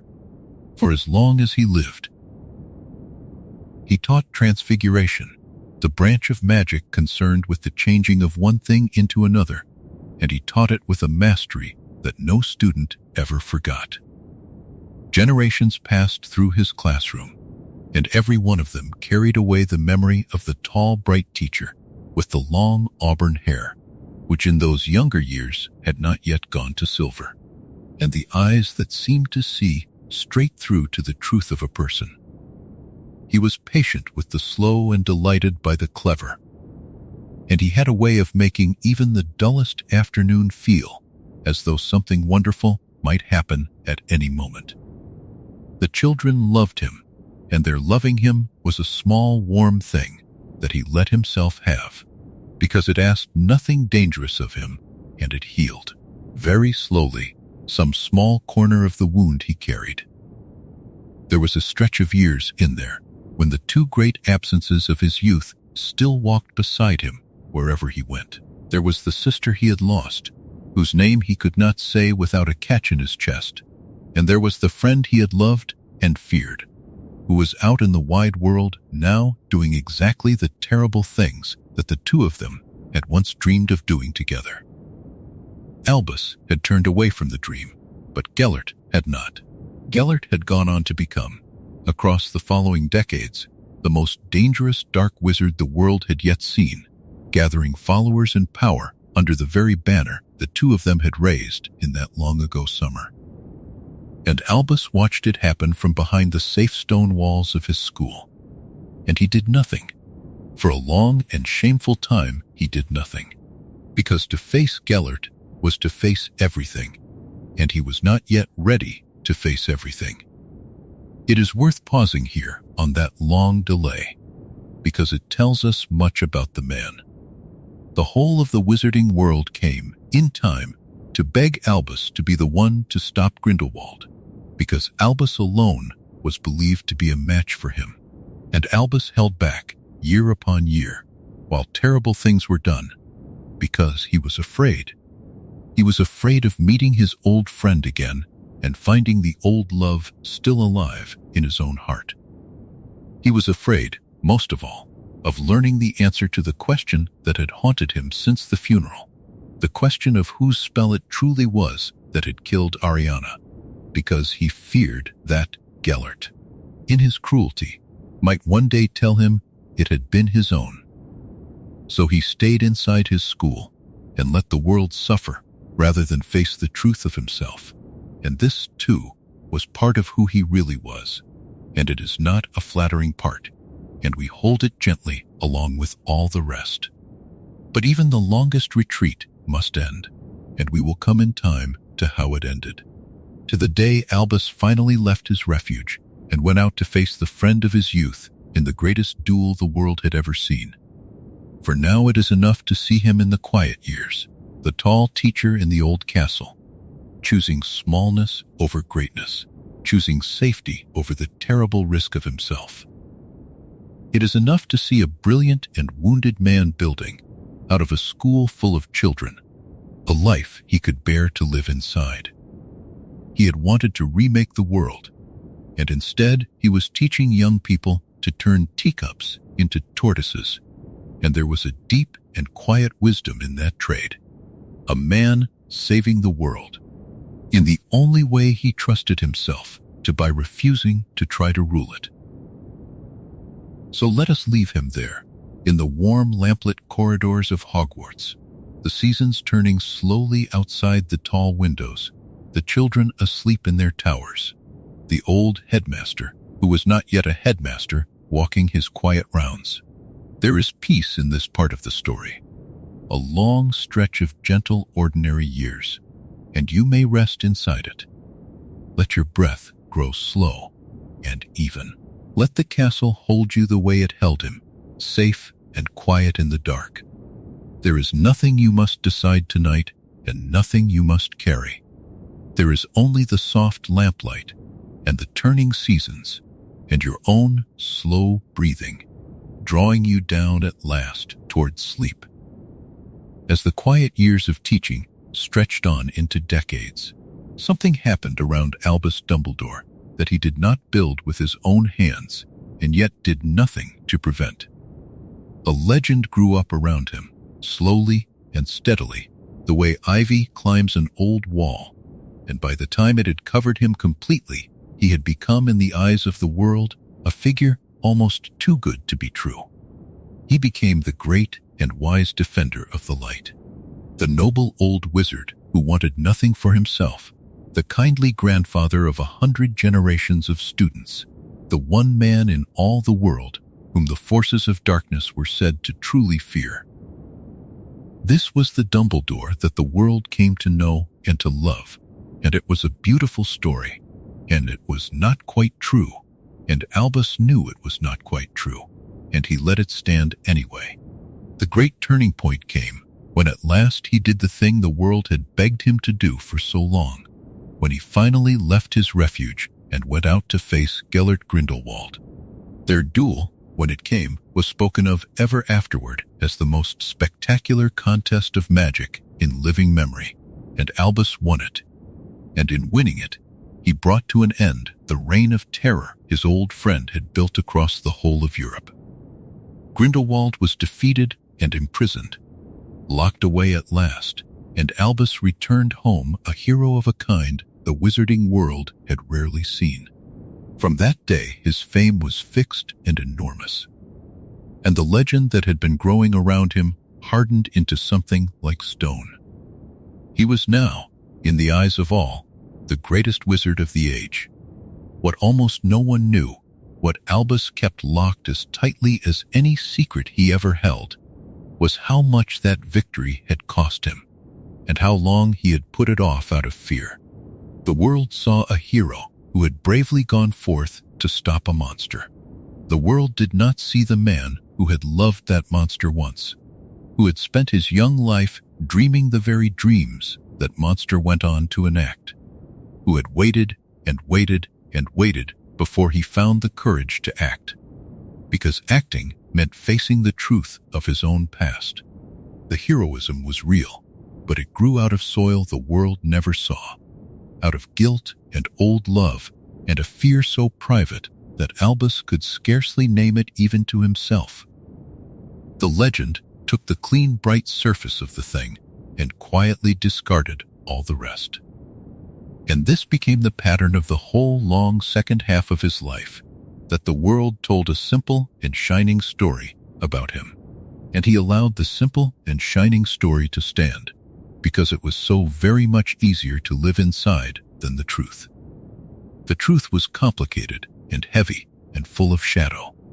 The truth had a dead sister in it, and a summer of terrible dreaming, and a broken nose given by a brother who never forgave him, and a hunger for power that he had spent his whole life fleeing. The legend had none of these things. The legend was smooth and kind and comfortable, a warm coat that fit him well, and every year that he wore it the true and difficult man underneath grew a little more hidden, a little harder to see, until at last almost no one alive could have told you who Albus Dumbledore really was. He never corrected the story. That is the quiet and telling thing about him in these years. He never stood up and said that he had been young and proud and dangerous, that he had dreamed of ruling over ordinary people, that his sister had died in a duel that his own ambition had helped to summon. He let the world believe him gentle and simple and good, and there was a kind of cowardice in that. And there was also, if we are fair to him, a kind of wisdom, because a world at war with darkness needs figures it can trust, and a legend can do work that a complicated truth cannot. He understood this. He understood that the story of the good and wise old wizard was useful, that it gave people courage and hope, and so he let it live, and he lived inside it, and he paid for it with a deep and constant loneliness. For that is the price of a legend, that no one can ever truly know the person hidden inside it. The whole world loved Albus Dumbledore, and hardly a soul among them knew him, and he arranged it that way, and it cost him more than the world would ever guess. He walked through his own life wearing a face that was not entirely his own, admired by everyone and understood by almost no one, carrying his secrets and his guilt in a silence that grew heavier with each passing year. The twinkling eyes that the children loved so well hid a sorrow that never lifted, and the gentle smile that reassured a frightened world was a curtain drawn across a room that no one was ever allowed to enter.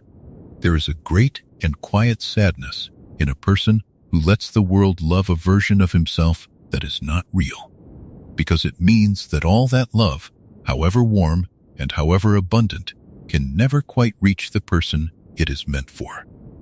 Albus received oceans of admiration across his long life, and yet he must often have felt, in the deep and private hours, that none of it was truly for him, that it was all for the shining legend, for the good and gentle grandfather the world had invented and he had allowed. He had traded the truth of himself for safety and for usefulness, and it was, in its way, a noble trade, and it was also a lonely one, and he made it with open eyes, every day, for the rest of his life. And here is something worth holding gently as we go, that in letting the legend stand, Albus was not only hiding, but also, in his strange and secret way, atoning. The good and wise old wizard that the world believed in was a thing he chose to become, a role he decided to grow into, precisely because he could not trust the man he might otherwise have been.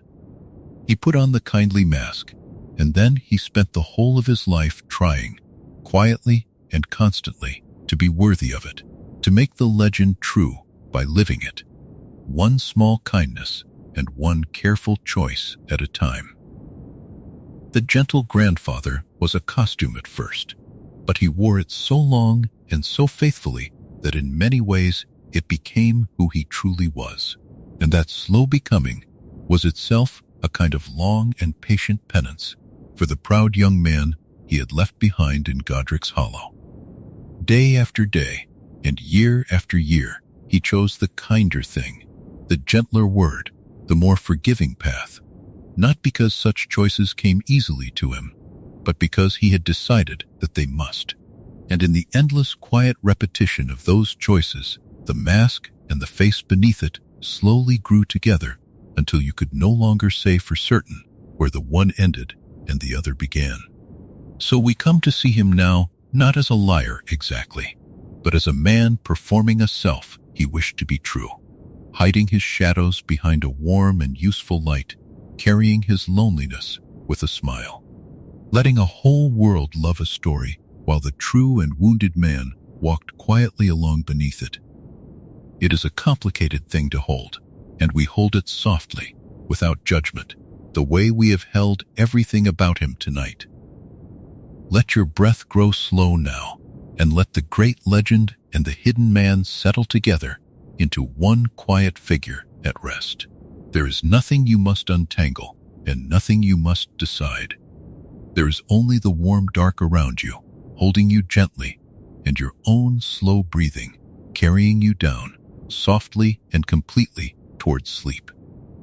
There was a particular quality to the way Albus Dumbledore looked at a person, and almost everyone who met him remembered it long after they had forgotten the words he said. Behind the half-moon glasses, his pale blue eyes seemed to hold a warm and knowing light. A light that made each student feel, for a moment, as though they were the only one in the room who truly mattered. It was a gift, and it was also a kind of veil, because those same gentle eyes that seemed to offer everything gave away almost nothing at all. You could stand very close to him, closer than nearly anyone ever came, and still walk away without knowing a single thing he had not chosen to let you carry. This was the quiet art he had practiced for so many long decades that it had become as natural to him as breathing, the art of being seen by everyone and known by no one. He had learned, young and hard, that a secret shared was a secret surrendered, and that a plan explained fully to another was a plan that could be argued with, softened, or broken. And so, he built his life around a habit that would have troubled him if he had looked at it too plainly. Which is why he rarely looked at it plainly at all. He gave each person around him only the single piece of the picture that he judged they needed to hold, and never the whole. To one he would give a name, to another a place, to another a small and gentle instruction, and each of them would go away, believing they had been trusted with something precious, never guessing that they held only a corner of a far larger and far darker design. He was not cruel in this. He told himself, and perhaps he even believed, that he was protecting them, that a mind which carried only its own small burden could rest more easily than a mind which carried the weight of the whole terrible plan. There was Minerva McGonagall, who stood beside him for so many years, stern and brilliant and fiercely loyal, a woman who would have walked into fire at a single word from him. She loved him in the plain and steady way that the best colleagues love one another, with respect grown slowly into devotion, and she trusted him more completely than she trusted almost anyone alive. And yet even she, who worked at his side through wars and through quiet ordinary decades, was never once permitted to know the whole of the man. She saw the twinkle and the wisdom and the sudden strange decisions, and when she did not understand them, she simply trusted that he did, and she followed. She never knew of the summer with Grindelwald, or of the true weight of Ariana's death, or of the long private grief that shaped so much of what he did. She trusted a man she was never allowed to fully know, and she was far from the only one. For everyone did this, in the end. The Order of the Phoenix, that brave and loyal band who gathered around him to stand against the dark, took their orders and their comfort from a leader who told them only fragments. They went where he sent them, and they watched what he asked them to watch, and they believed that somewhere behind his calm forehead, the entire shape of the war was held safe and understood. And it was, in a way. But it was held by him alone, locked behind those mild blue eyes, parceled out in careful and deliberate portions, so that no single follower ever held enough to see the whole or to question it.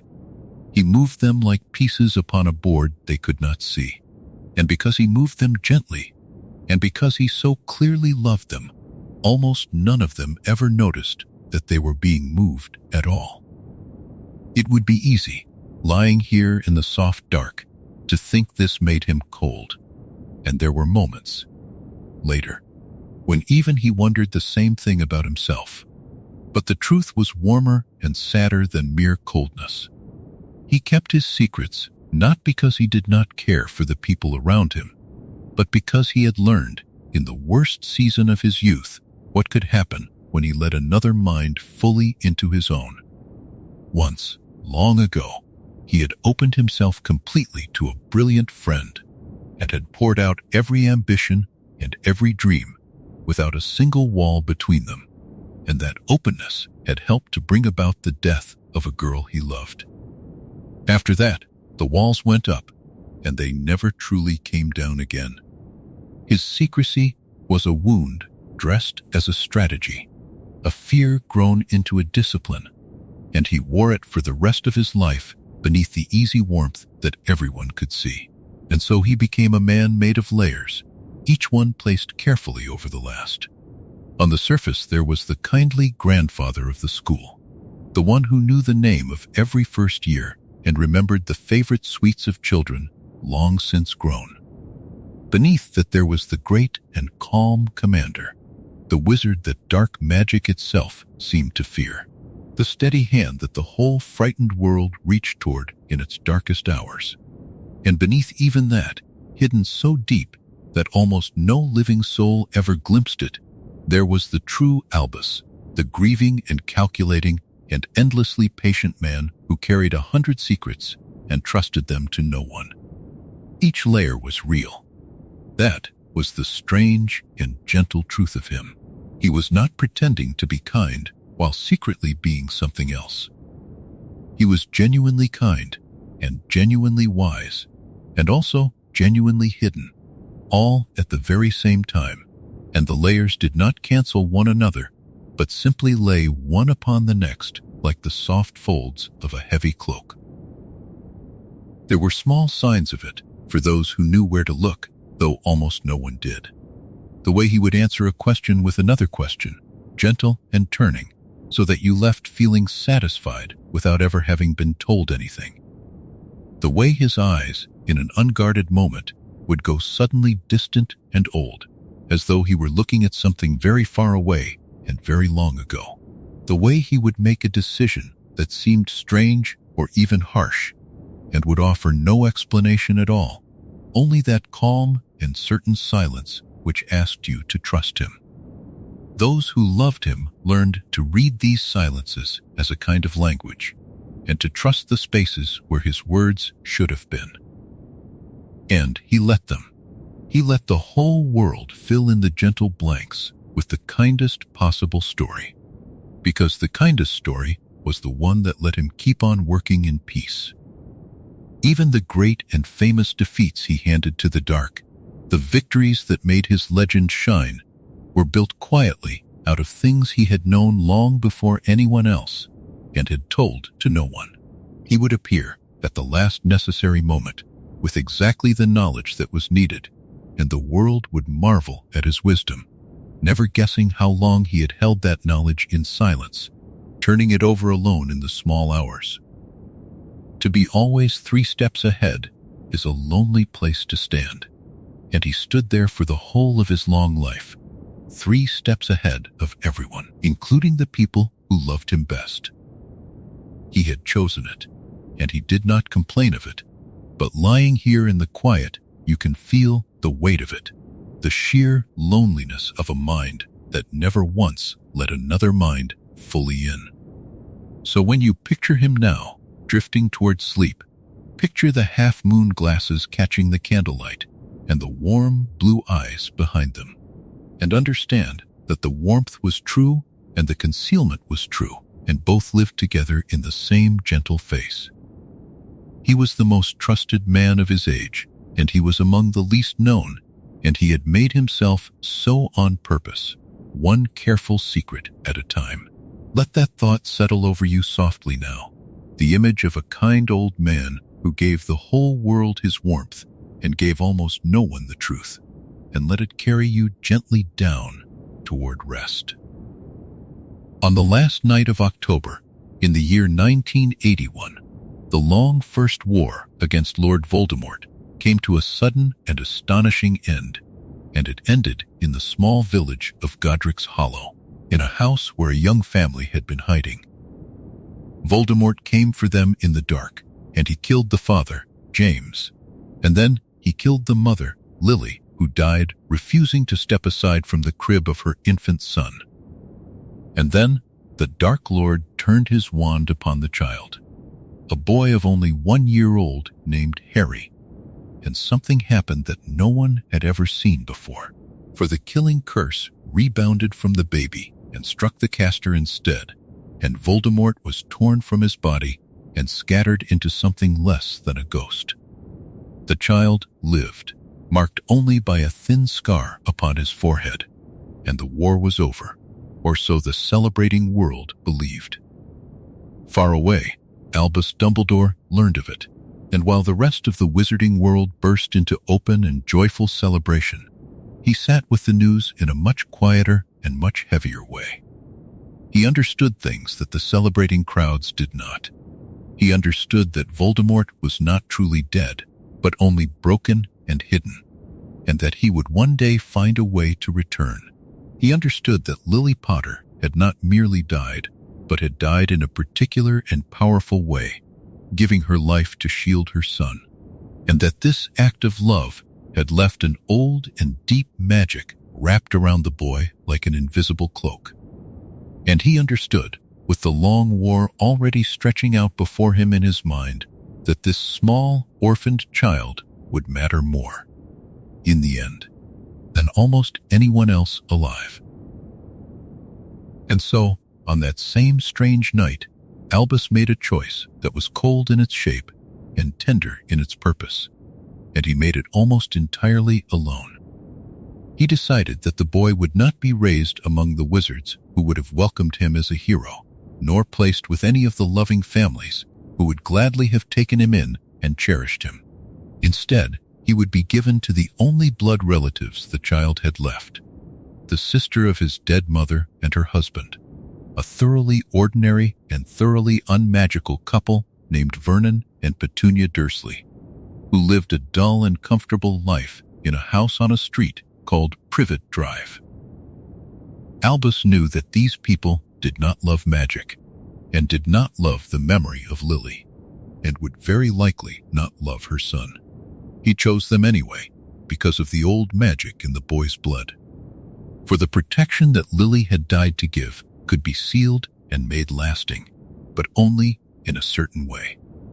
So long as Harry could call the home of his mother's blood his own, so long as he lived under the roof of his mother's sister, the ancient shield of that sacrifice would hold, and no follower of Voldemort would be able to touch him there. It was a harsh and brilliant piece of magic, mercy and sacrifice turned into a wall, and Albus meant to use it to keep the boy alive through all the long, dangerous years until he was old enough to face what was coming. The price of that safety was a childhood without warmth, and Albus, with the whole future war weighing upon him, judged that a cold safety was worth more than a loving danger. It is a terrible arithmetic to do about a baby, and he did it, and he never pretended to himself that it was kind. He came to Privet Drive late on a still November night, arriving quietly beneath the flickering street lamps, and he was not alone. Minerva McGonagall was there, having spent the whole day watching this ordinary family with growing dismay. And the great gentle giant Rubeus Hagrid came too, carrying the sleeping infant down out of the sky in his enormous careful arms. Minerva argued softly against it, for she had seen what sort of people these Dursleys were, and her heart rebelled at leaving so precious a child upon their doorstep. But Albus had already weighed every other path in the long chambers of his mind, and he had found them all more dangerous than this one, and so his decision was already made and would not be moved. He listened to her worry with kindness, and he did not change his course at all. They laid the baby down upon the doorstep in the cold, wrapped in his blankets, and Albus tucked a letter in beside him, a letter that would explain to Petunia everything she needed to know and nothing that she did not. He had chosen his words in that letter with the same care he gave to everything, telling the frightened aunt just enough of the truth to bind her to the task and never a single word more, so that even here, in the leaving of a helpless child, the old habit of measured secrecy guided his hand. He did not knock. He did not wake the household. He did not carry the child inside and place him gently in a warm bed and stand watch until the morning. He set him down upon the cold stone step of an unwelcoming house and turned away, trusting the boy to a family who had not asked for him and did not want him, and trusting the old blood magic to do the loving that these people would not. It was, by any ordinary measure, a cold beginning for a small and blameless child, and Albus knew it, and he chose it with his eyes open and his heart heavy. Before he left, there was a small and quiet moment that showed the other half of him, the half that grieved even as it calculated. He looked down at the sleeping infant on the step, at the tiny face and the thin new scar, and something moved in him that was not strategy at all. He murmured a soft word of luck to the child, and there was a catch in his old voice, and for just an instant the great planner was only a tired man saying goodbye to a baby he was about to leave alone in the cold. Then he composed himself, and he raised his strange silver instrument that swallowed up the light of the street lamps, and he and his companions slipped away into the dark, leaving the boy who had ended a war lying small and forgotten upon a doorstep in the ordinary world. And there Harry would grow, for 10 long years, in a house where he was not wanted and not loved, sleeping in a cupboard beneath the stairs, treated as a burden and an intruder in the only home he knew. Albus, far away in his castle, did not visit and did not interfere, though he kept a watch upon the boy from a distance, through a neighbor who was more than she seemed. He allowed the harsh and loveless childhood to happen, because he believed it was buying the boy his life, and because he believed, in some deeper and sadder way, that a child who was going to have to give up everything one day might be spared a little by not having too much to lose. This, too, was a piece of the long design, though it would be many years before anyone understood that the leaving on the doorstep was not neglect, but the first careful move in a game that Albus had already, on that very night, begun to play. So the war ended in fire and love in one small house, and it continued in silence and calculation upon one cold doorstep, and the same man who mourned the child was the man who left him there.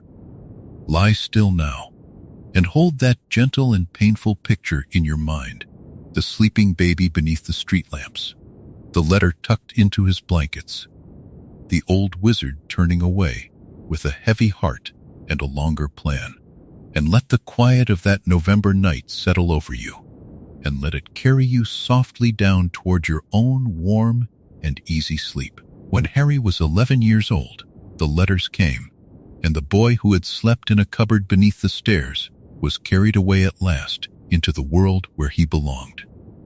He crossed the threshold into Hogwarts, and there, for the first time in his life, He was welcomed and wondered at and slowly loved, and the old headmaster with the twinkling eyes watched over him with a tenderness that was entirely real. Make no mistake about that, for it matters. Albus Dumbledore came to love Harry Potter deeply and truly, as a grandfather loves a grandchild, with a fondness that grew warmer and more painful with every passing year. And this is the part that is so hard to hold, that the love was real, and the plan was also real, and the two lived side by side in the same old heart, and neither one ever drove out the other. For while Albus watched the boy grow braver and kinder and more himself, he also carried a knowledge that he shared with no one. A knowledge so heavy that it changed the very shape of the love he was allowed to feel. On the night that Voldemort's curse had rebounded in Godric's Hollow, something had happened that even Albus took years to fully understand. The Dark Lord's torn and ruined soul, already split and unstable from the dark things he had done, had broken once more in that instant, and a small fragment of it had been flung loose and had lodged itself inside the only living thing left in the room. A sliver of Voldemort's soul had fastened itself to the infant Harry, hidden behind the lightning scar, sleeping quietly inside the boy through all the long years of his childhood. Harry was not only a child. Harry was, without ever knowing it, one of the hidden anchors that kept his enemy tied to the world. And so, Albus came to understand a truth so terrible that he kept it locked away for as long as he possibly could. As long as that fragment of soul lived inside Harry, Voldemort could not be finally and truly destroyed, no matter how many of his other hidden pieces were found and unmade. The boy himself, the child Albus loved, was one of the very things that had to be undone before the war could end. Somewhere in the years ahead, at the right and dreadful moment, Harry would have to stand still and unresisting before Lord Voldemort and let himself be struck down, so that the piece of the enemy hidden inside him might die with him. The boy would have to walk, willingly and with open eyes, straight toward his own death. There is an old and painful image that describes what Albus was doing in those years, and it is the image of raising a lamb for the altar. For that is what it was. He fed the boy, and taught the boy, and let the boy be happy, and he watched him grow strong and good and full of life, and all the while he was preparing him, quietly and steadily, for a sacrifice. Every lesson he gave him, every trial he let him face, every hard thing he allowed to touch him, was chosen with that distant altar in mind. He was not merely raising a child to live. He was raising a child to be ready, when the time came, to die well, to die on purpose, to give up his own bright life so that thousands of others might keep theirs. And he did this to a boy he loved, which is the whole unbearable weight of it. He let Harry face dangers that a merely loving guardian would never have permitted. He allowed him to walk into shadowed places and to test himself against terrible things, again and again, year after year. And each time he stood back a little and let the boy find his own courage, because courage was the one thing that could not be given and could only be grown.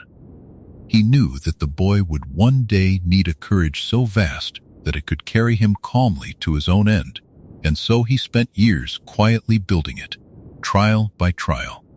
The way a patient hand tends a young tree, it means one day to cut down. It looks, from the outside, like the making of a hero. And it was that, but underneath, it was also the slow and deliberate preparation of a sacrifice, and Albus knew which of the two he was truly doing.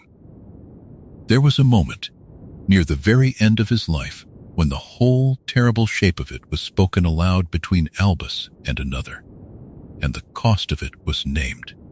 When it was finally said plainly that the boy had been kept alive and cared for, and shaped so that he could die at the proper moment, the person who heard it was horrified. and accused Albus of raising the child like a pig for slaughter, of letting him grow up loved only so that he might be given up. And Albus did not deny it. He wept. The great and calculating man, who had planned so coldly for so long, was undone by the naming of what he had done, and he sat with tears in his old eyes, grieving for the boy he loved and had condemned.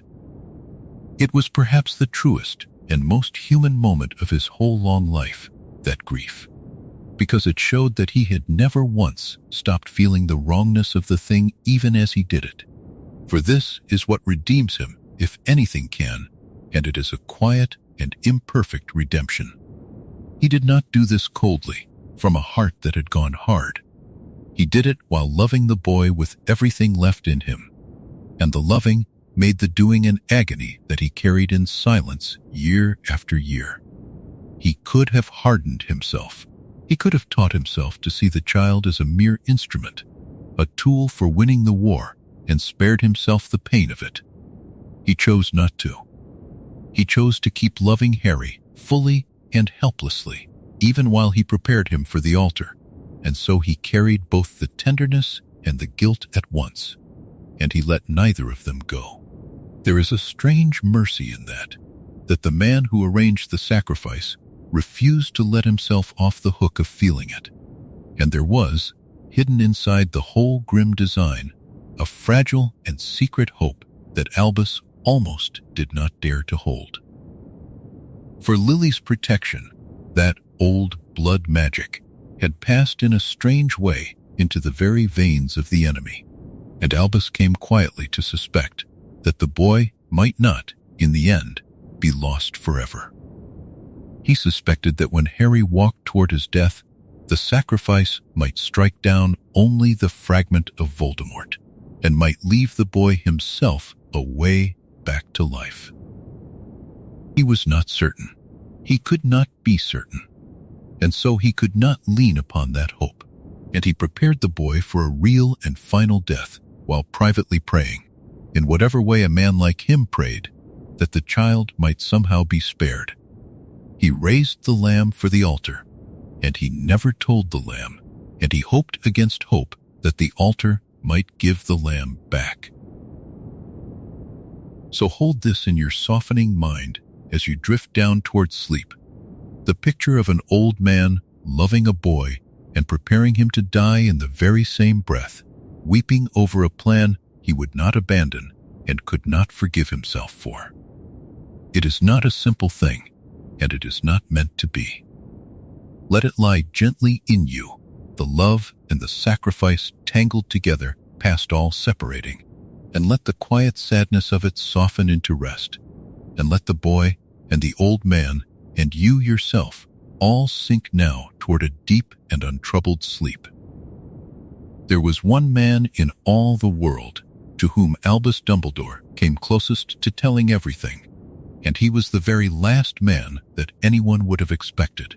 His name was Severus Snape, a pale and bitter and difficult man, the master of potions at Hogwarts, a former follower of Lord Voldemort who wore his old darkness about him like a heavy black cloak. Most of the school feared him, and many despised him, and almost no one guessed that behind his cold and sneering face there beat a heart bound to Albus by a promise deeper and stranger than nearly any promise in the whole long war. To understand the vow between these two men, you have to go back to the beginning of it, to the sorrow that made Severus into the person he became. For long ago, when Severus was only a boy, he had loved a girl, a bright and kind red-haired girl named Lily, the very same Lily who would one day die in Godric's Hollow to save her son. He had loved her from childhood with a love that never faded and never turned into anything he could speak, and he had lost her, first to his own cruel mistakes and then to the man he had chosen to follow. When Severus learned that his master, Lord Voldemort, meant to hunt down and kill Lily and her family, something in him broke and turned. He went to the one man powerful enough to protect her, and he begged Albus Dumbledore to keep her safe, offering anything at all in return. And when, despite everything, Lily died anyway, that grief did not leave Severus. It became the whole hidden center of him, and it bound him, from that night forward, to her memory and to her son. Out of that grief, Albus forged an alliance that would last until the end of both their lives. Severus, hollowed out by loss and by remorse, agreed to become something almost unbearably dangerous, a double agent living in the very heart of the enemy's camp. He would go back to Voldemort when the Dark Lord returned, and he would pretend to be the most loyal of servants, and all the while he would carry Albus's secrets and Albus's purposes hidden beneath his black robes, feeding word back to the light at the constant risk of a slow and terrible death. He did this not out of love for Albus at the beginning, and not truly out of belief in the cause, but out of love for a dead woman, and out of the wish to protect the one living piece of her that remained. Albus knew this, and he used it, gently and relentlessly, for years. It was a strange and heavy bond that grew between them across those years. Not warm exactly, and yet closer than warmth.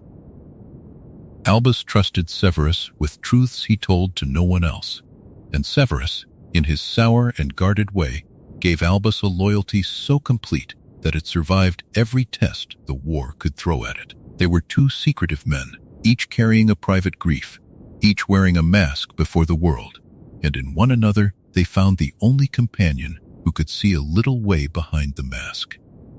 Albus scolded him and guided him and leaned upon him, and Severus obeyed and resented and served. And beneath all of it there ran a current of something that neither man would ever have named aloud.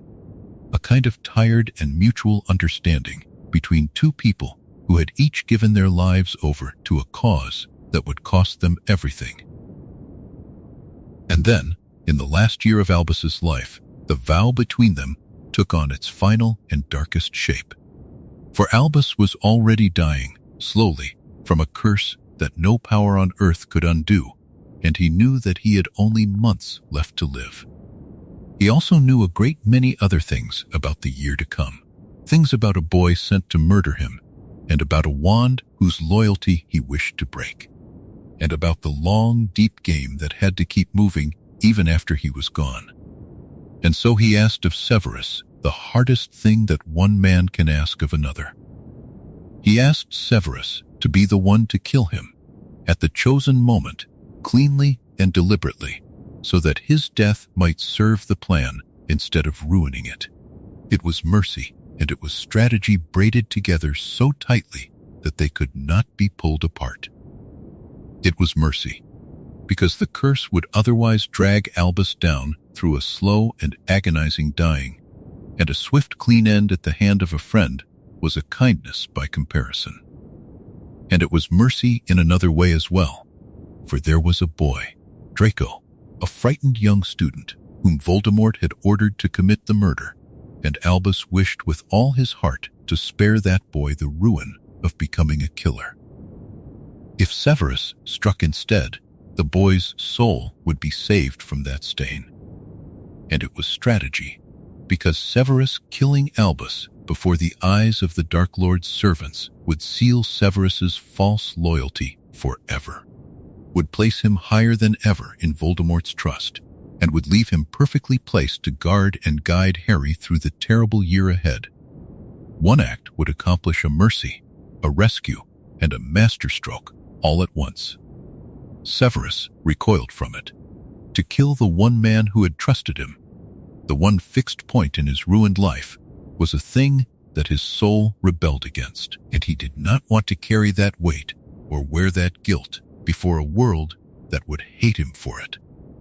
But Albus pressed him, quietly and inexorably, in the way that only Albus could, and he laid out the reasons one by one until there was no honest way left to refuse.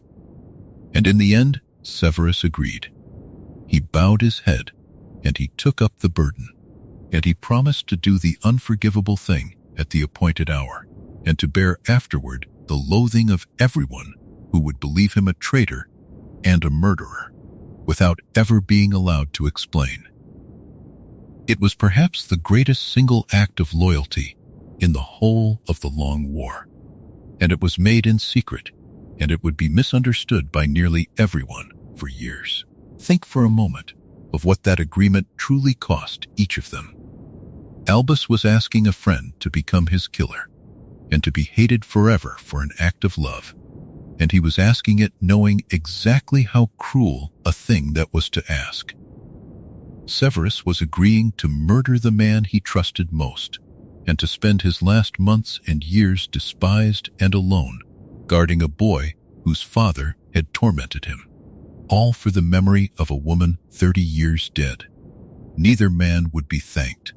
Neither man would be understood in his own lifetime. They made the pact anyway, two lonely and secretive men in a quiet room, sealing between them a promise so heavy that it would shape the ending of the entire war, and they told almost no one, and they carried it in silence toward the tower where it would be kept. So this was the vow between Albus and Severus. Mercy and strategy and old love all bound into a single terrible promise made by two men who had each given up the hope of being seen truly by the world. It is a bond that is hard to look at directly because there is so much pain folded into it, and so much loyalty and so much loneliness. Let it rest gently in your mind now as you sink toward sleep, the image of the dying headmaster and the bitter dark-haired man, sitting together in the candlelight, sealing a promise that would break both their hearts and turn the course of the war. Let the weight of it settle softly over you, and let it loosen, and let it carry you down at last into a deep and peaceful rest. There is a kind of longing that never truly dies, that only learns to grow quiet and to wait. And in the last years of his long life, this old longing found Albus Dumbledore again, patient as it had always been. He was very old by then, older than almost anyone he had ever known, and the world looked upon him as a man who had made peace with every grief he carried. They did not see the small ember still burning far down inside him, the wish he had folded away decades before, the wish to undo what could not be undone. It had been asleep for so long that even he may have believed it gone, and yet it was only resting, the way an ember rests beneath the gray ash, waiting for a breath of air to wake it once more. The thing that woke it was a ring, an old and ugly ring of blackened gold set with a heavy, cracked black stone. It had once belonged to the family of Marvell-Gaunt, a proud and ruined line that traced itself all the way back to Salazar Slytherin, and it had passed at last into the hands of Voldemort, who had made it into one of his hidden Horcruxes. Into that ring he had poured a torn fragment of his own soul, sealing it there behind curses meant to destroy any who dared to disturb it.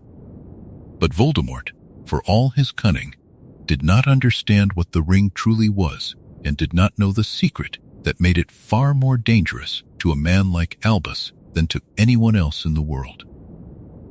For the black stone in the ring was no ordinary jewel. It was the Resurrection Stone, one of the 3 deathly hallows, the very hallows that Albus and his lost friend Gellert had hunted together across that burning summer of their youth. Long ago, they had dreamed of gathering all 3, the wand and the cloak and the stone, and of becoming the masters of death itself. And of the 3, it was the stone that had always called most tenderly to Albus, because the stone did not promise power or dominion. It promised something far more human and far more ruinous. It promised the return of the dead, the faces of those who had gone into the dark, brought back for a little while to stand before the living. And Albus had his dead. He had a mother, Kendra, taken by a stray burst of a daughter's uncontrolled magic. He had a father, Percival, who had died alone and silent behind the walls of Azkaban. And he had a sister, small Ariana, 14 years old, struck down in the chaos of a duel whose true author no one would ever name. For 100 years he had carried the weight of her falling, and the question of whose spell it had been, and the small, unbearable thought that it might have been his own. When at last he found that black stone waiting inside a cursed ring, hidden in the ruins of the old gaunt house, he did not see a Horcrux to be destroyed.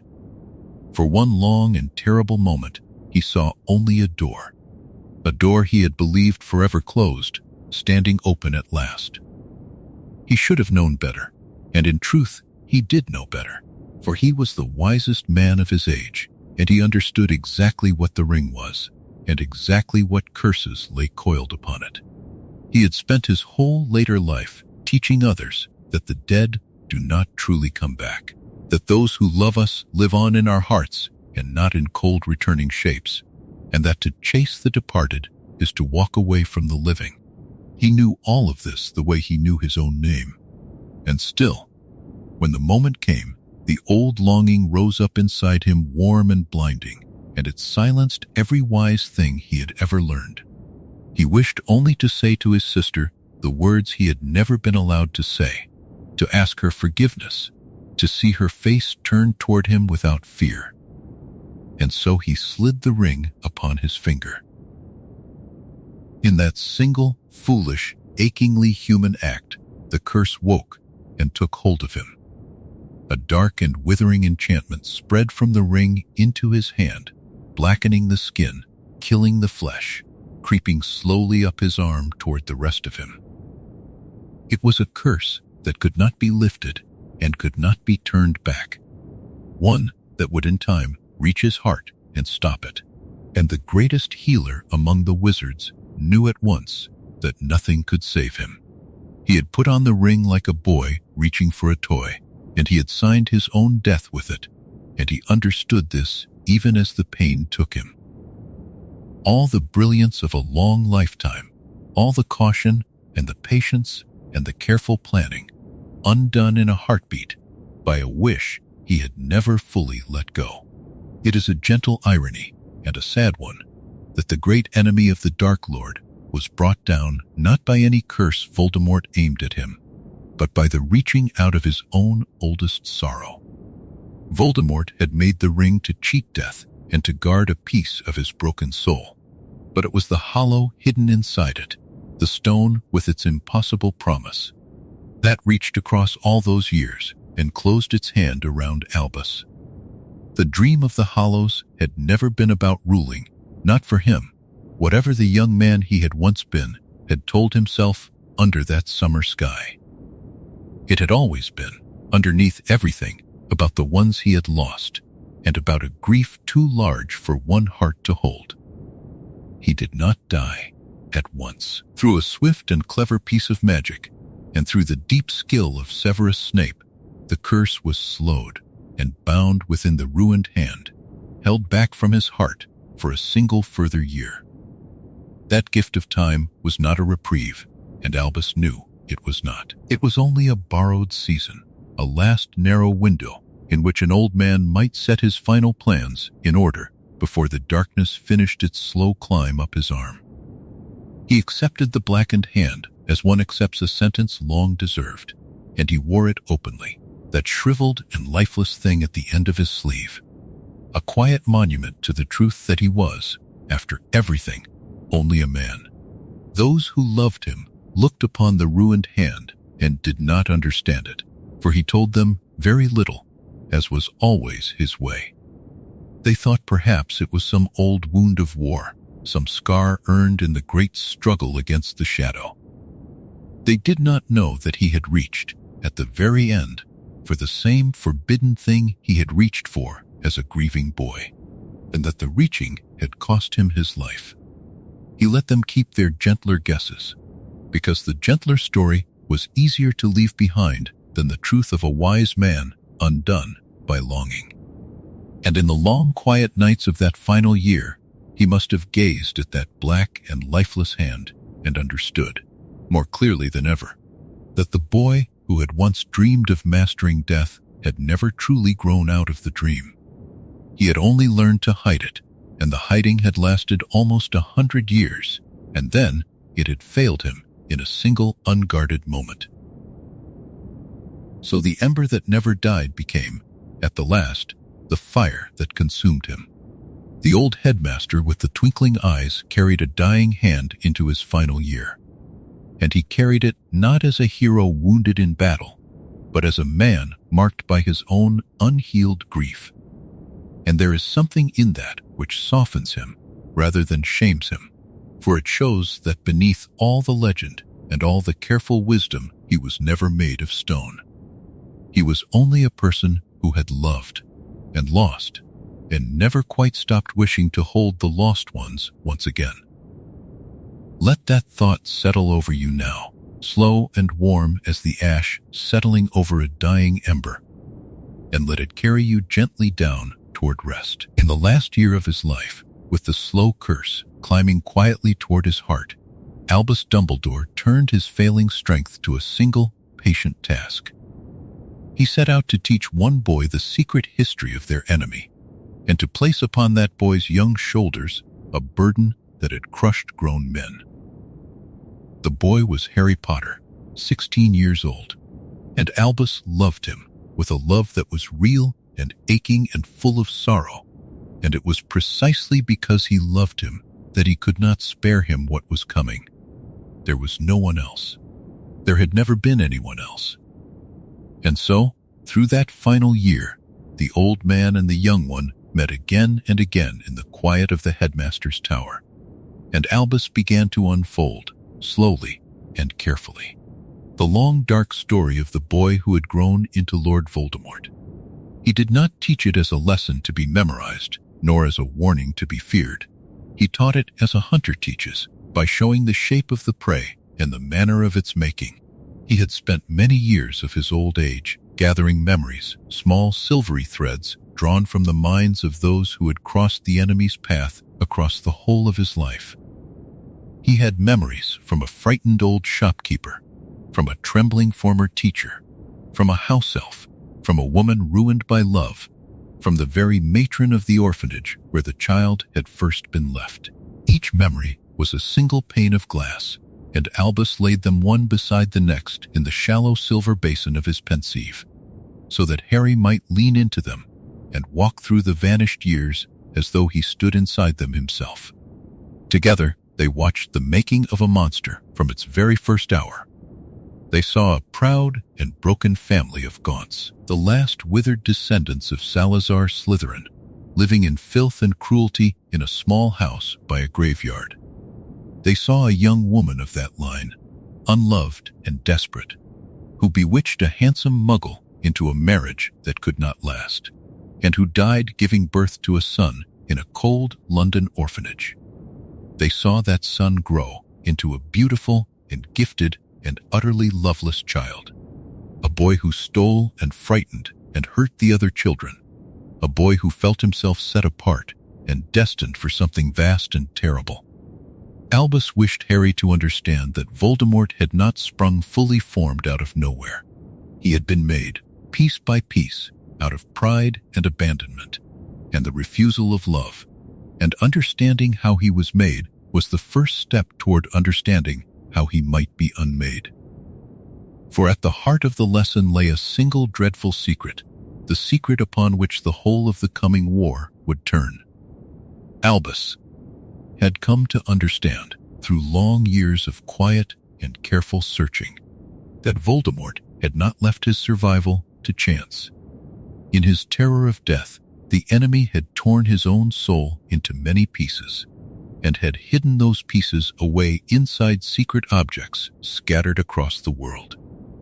Each such object was a Horcrux, an anchor holding a fragment of a ruined soul to the living world, and so long as even one of them remained whole and hidden, Voldemort could not truly die. This was the reason he had returned after his first fall. This was the reason no ordinary killing curse could ever be the end of him. And this was the task that Albus now laid before a 16-year-old boy. Before Voldemort could be destroyed, Every last one of these hidden pieces of soul would first have to be found and undone. Albus had already begun the hunt himself, and it had cost him dearly. The blackened, dying hand at the end of his sleeve was the price of a single Horcrux he had tried to claim alone. He had learned the number of the pieces, or very nearly, and he had learned the manner of their making, and he had come to guess at the shapes the enemy would have chosen. Grand and proud objects tied to the founders of the school and to the enemy's own vanity. He shared these guesses with Harry, not as certainties, but as a hunter's careful reading of the trail. He told the boy what he believed and what he only suspected, and he was honest, in his way, about how much of it remained shadowed and unsure. And yet, even in his honesty, he held a great deal back, as he had always held a great deal back from everyone he had ever guided. For this was the hard truth of his teaching, the truth that sat quietly beneath all his gentleness. He gave the boy enough to begin the hunt, and not nearly enough to be safe upon it. He did not tell Harry every place a Horcrux might lie, for he did not know them all. He did not tell him the surest way to destroy the cursed things, for the ways were rare and perilous. He did not even tell him, not fully, the deepest and most terrible part of the secret, the part that concerned the boy himself, which Albus judged Harry was not yet ready to carry. He measured out the truth in small, careful portions, giving each only when he believed the boy could bear its weight, trusting that courage and loyalty and love would carry Harry across the wide, dark spaces he had left unfilled. It was the way he had always worked, giving each person only the single piece he judged they needed. And here at the end, he worked that way still. There is something in this that unsettles even those who love his memory, and it should. He was sending a boy of 16 out into a hunt that had already crippled the greatest wizard alive, armed with fragments of knowledge and a great deal of faith. He knew the danger of it. He knew that Harry might fail, might die in some forgotten place with the work half done. And yet he judged, coldly and clearly, that there was no other road, and that a boy carrying incomplete knowledge and a whole heart stood a better chance than a boy weighed down by the full and crushing truth all at once. He chose to trust the courage of the young over the caution of the old, and he made that choice, knowing he would not live to see whether it had been wise. And so, memory by memory and evening by evening, the lesson unfolded through that final year. The two of them bent together over the silver basin while the curse crept on unseen. Albus was teaching, but he was also preparing, and the two things were the same thing. He was raising a hunter, and he was raising something more than a hunter besides, though he did not yet say so aloud.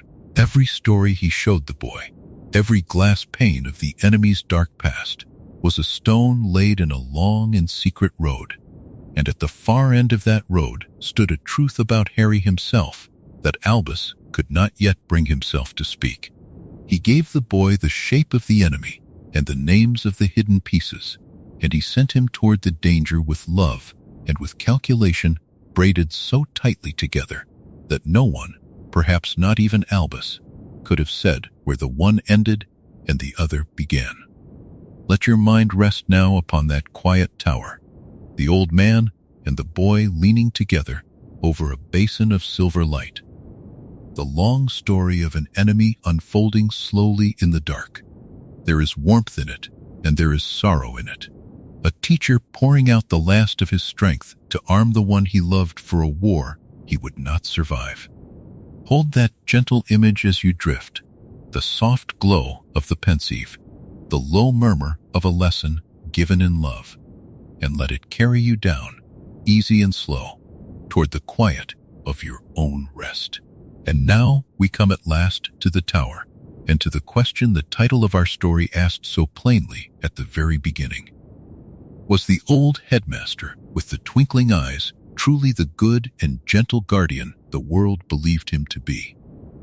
Upon the high stone of the astronomy tower, on the last night of his life, we find the answer. And it is not the simple answer that either his admirers or his doubters would want. For his death upon that tower was not a defeat that fell upon him from outside. It was a thing he had arranged, quietly and completely, long before the night arrived. And in the shape of that arranged death we see, more clearly than anywhere else, exactly who Albus Dumbledore truly was. He was dying already, of course. The cursed ring had seen to that, and the blackened hand at his sleeve was counting down the little time that remained to him.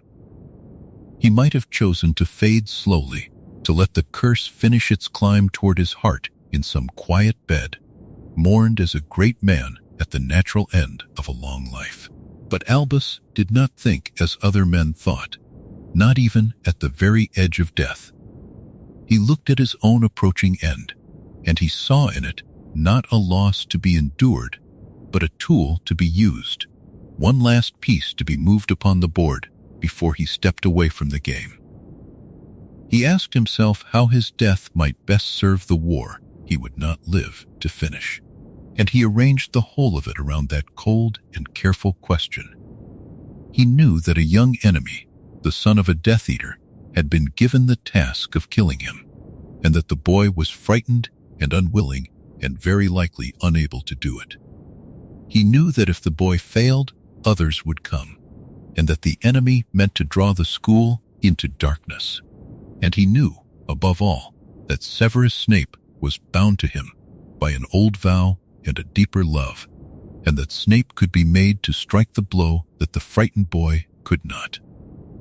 So Albus planned his own killing the way he planned everything, thinking many moves ahead, weighing the meaning that each death would carry outward into the world.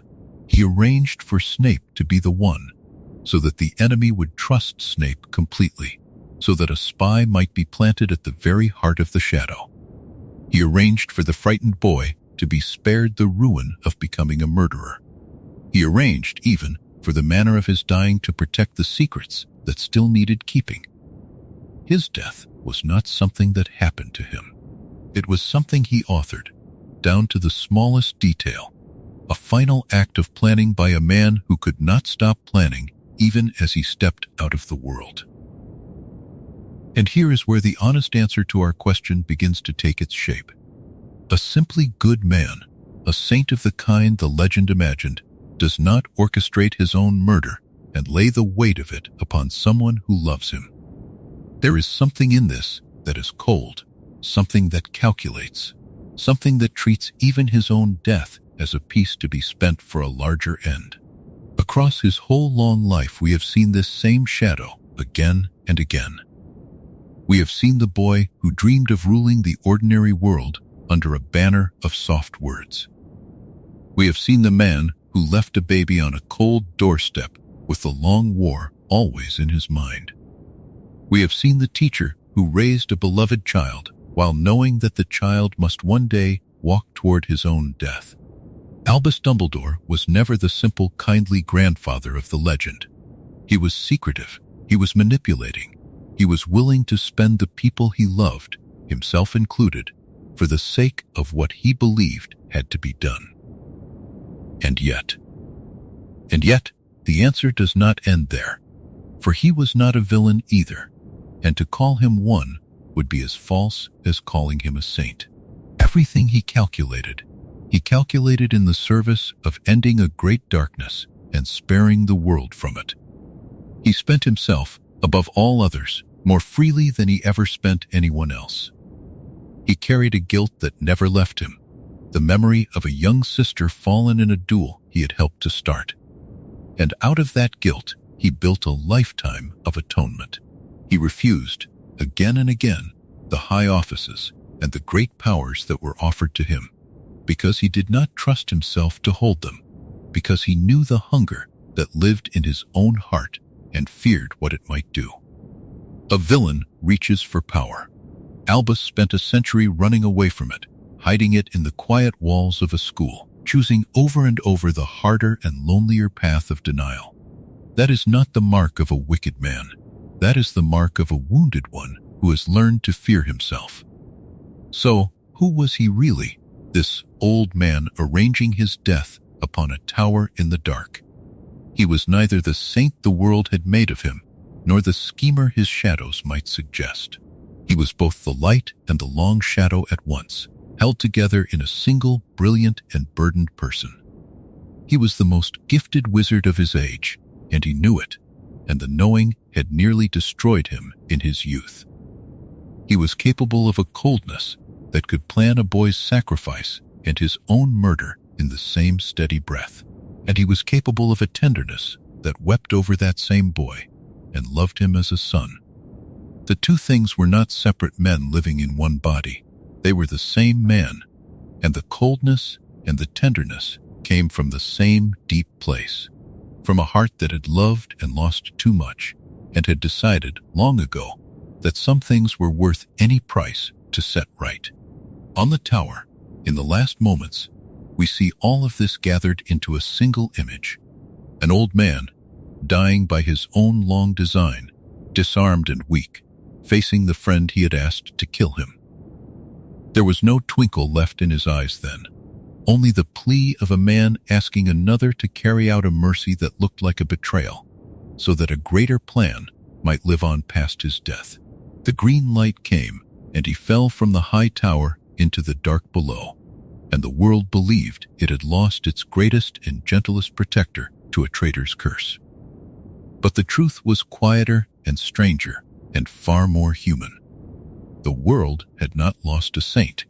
It had lost a brilliant, wounded, calculating man who, having done a great deal of harm in his youth and a great deal of manipulating in his age, had chosen to spend the very last of himself, his death included, in the long work of setting the world right. That is the answer to the question, and it is a soft one, softer than the harsh title first suggested. He was not a good man in the simple way the legend told.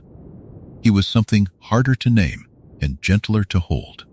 A person who was both less and more than a saint, who did wrong and knew it, and spent 100 years trying to make it good. There is no need to judge him tonight, no need to decide for or against him. It is enough to see him whole, the light and the shadow together, and to let the seeing be a kind of peace. Rest now upon that quiet understanding, and let the old headmaster, falling gently through the dark, come at last to rest as well.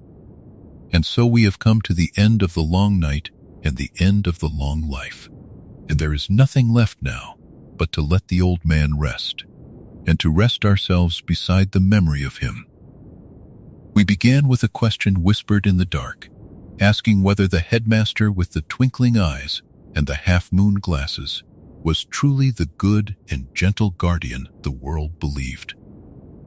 We have walked slowly through the whole of him, the boy of dazzling gifts, the grieving brother, the young dreamer under a summer sky, the man who buried his ambition in a quiet school, the teacher who raised a child he loved for a sorrow he could not spare him. We have seen the light, and we have seen the long shadow, and now, in the last quiet of it, the two of them have grown gentle together, and neither one asks anything more of us tonight. He was not a simple good man. We have looked at that truth without flinching, and we have found that it does not make him small. He kept his secrets, and he moved his pieces, and he spent the people he loved, himself among them, for the sake of a war he believed had to be won. He carried a hunger for power that frightened him so deeply that he spent 100 years fleeing from it. He made cold choices in the service of warm ends, and he did not always spare the innocent from the weight of his plans. All of this is true, and all of this is part of him, woven so tightly into the man that you cannot pull the shadow loose without unmaking him entirely. He would not have wanted us to pretend otherwise. He allowed the world its gentle legend while he lived, but the legend was always a kindness he did for others, never a lie he needed for himself. And he was not a villain. We have looked at that truth too, and found it just as steady. For everything he did in the long labor of ending a great darkness, and no one paid more dearly toward that end than he did himself. He refused the crowns that were offered him. He wept for the sister he had failed. He built out of his oldest guilt a lifetime of quiet atoning, hidden inside the walls of a school where he taught children to be brave and kind. When his own death came near, he bent even that to the saving of others. A wicked man reaches out to take. Albus spent the whole of his life giving away the very power he might have seized, and in the end he gave away his life as well. That is not wickedness. That is a wounded soul choosing, over and over, the harder and the better road. So the answer we came for is a soft one, and it is this. He was a person. A brilliant and burdened and deeply human person. Neither the saint the world painted, nor the schemer his shadows might suggest, but a man who held both of those within him, and who chose, in the end, to spend himself on love and on repair. There is a strange comfort in that answer, for it is the truest thing we can say of anyone. None of us are only our light, and none of us are only our shadow. We are the long braid of the two, and the measure of a life is not whether the shadow was there, for it always is, but what we chose to do with the years we were given. Albus chose, at the last, to atone, and that choosing is the quiet heart of who he really was. Perhaps that is why his story stays with us long after the last page is turned, longer than the stories of purer heroes and plainer villains. We do not see ourselves in the flawless, for none of us are flawless, and we do not see ourselves in the wholly wicked, for few of us are wicked either. But in a man who erred greatly and grieved deeply and spent a lifetime trying to make things right, we see something like our own selves, only larger and lit more brightly. He carried mistakes he could never fully undo, as we all do. He kept things hidden that shamed him, as we all do. He loved imperfectly and planned too much and trusted too little of himself. And still, out of all of that tangled and ordinary humanity, he built a life that helped to save a world. There is hope in that, a quiet and steadying hope, for it means that a flawed and shadowed person can yet do a great and lasting good. We need not be saints to matter.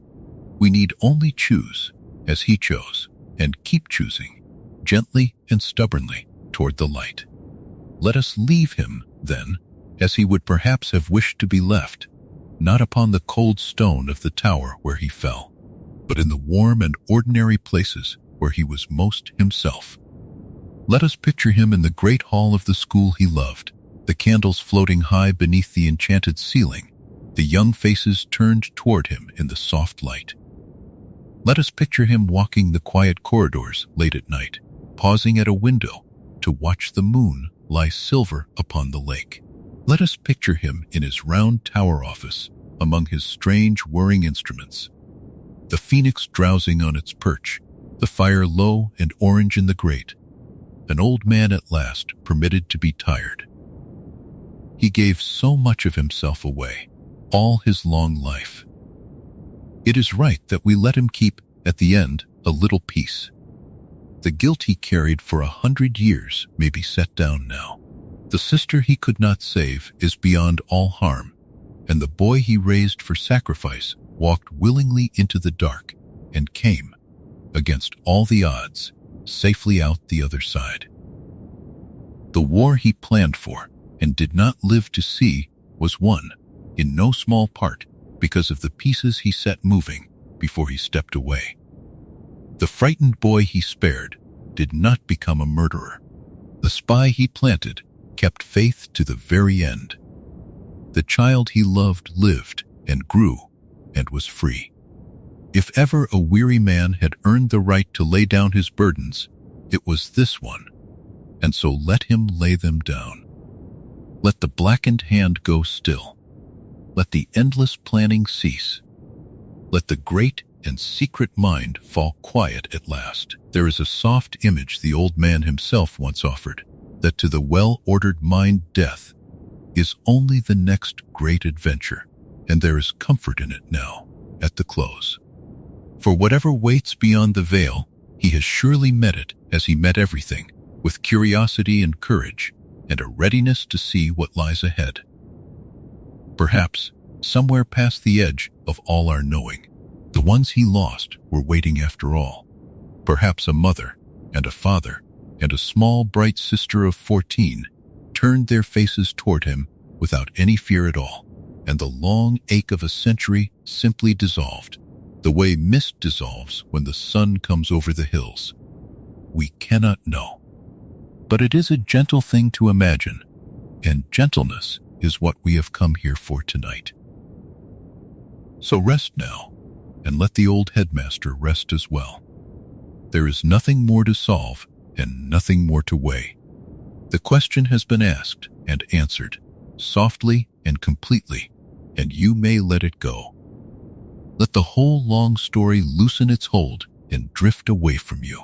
The boy and the dream and the grief and the tower, all of it settling like snow into a deep and quiet field, until only the stillness remains.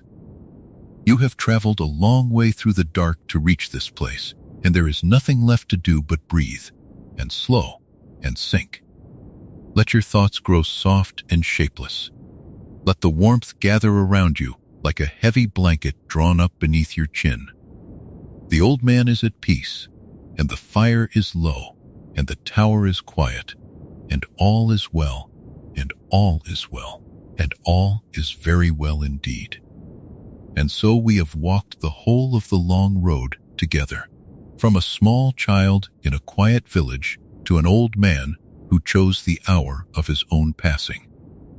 We have seen the grief that shaped him, the friend who nearly ruined him, the sister he could not save, and the boy he loved and also prepared for a terrible and necessary end.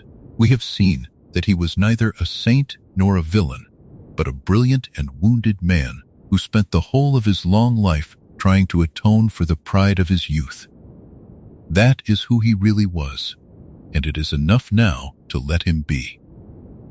There is nothing left now that you must remember.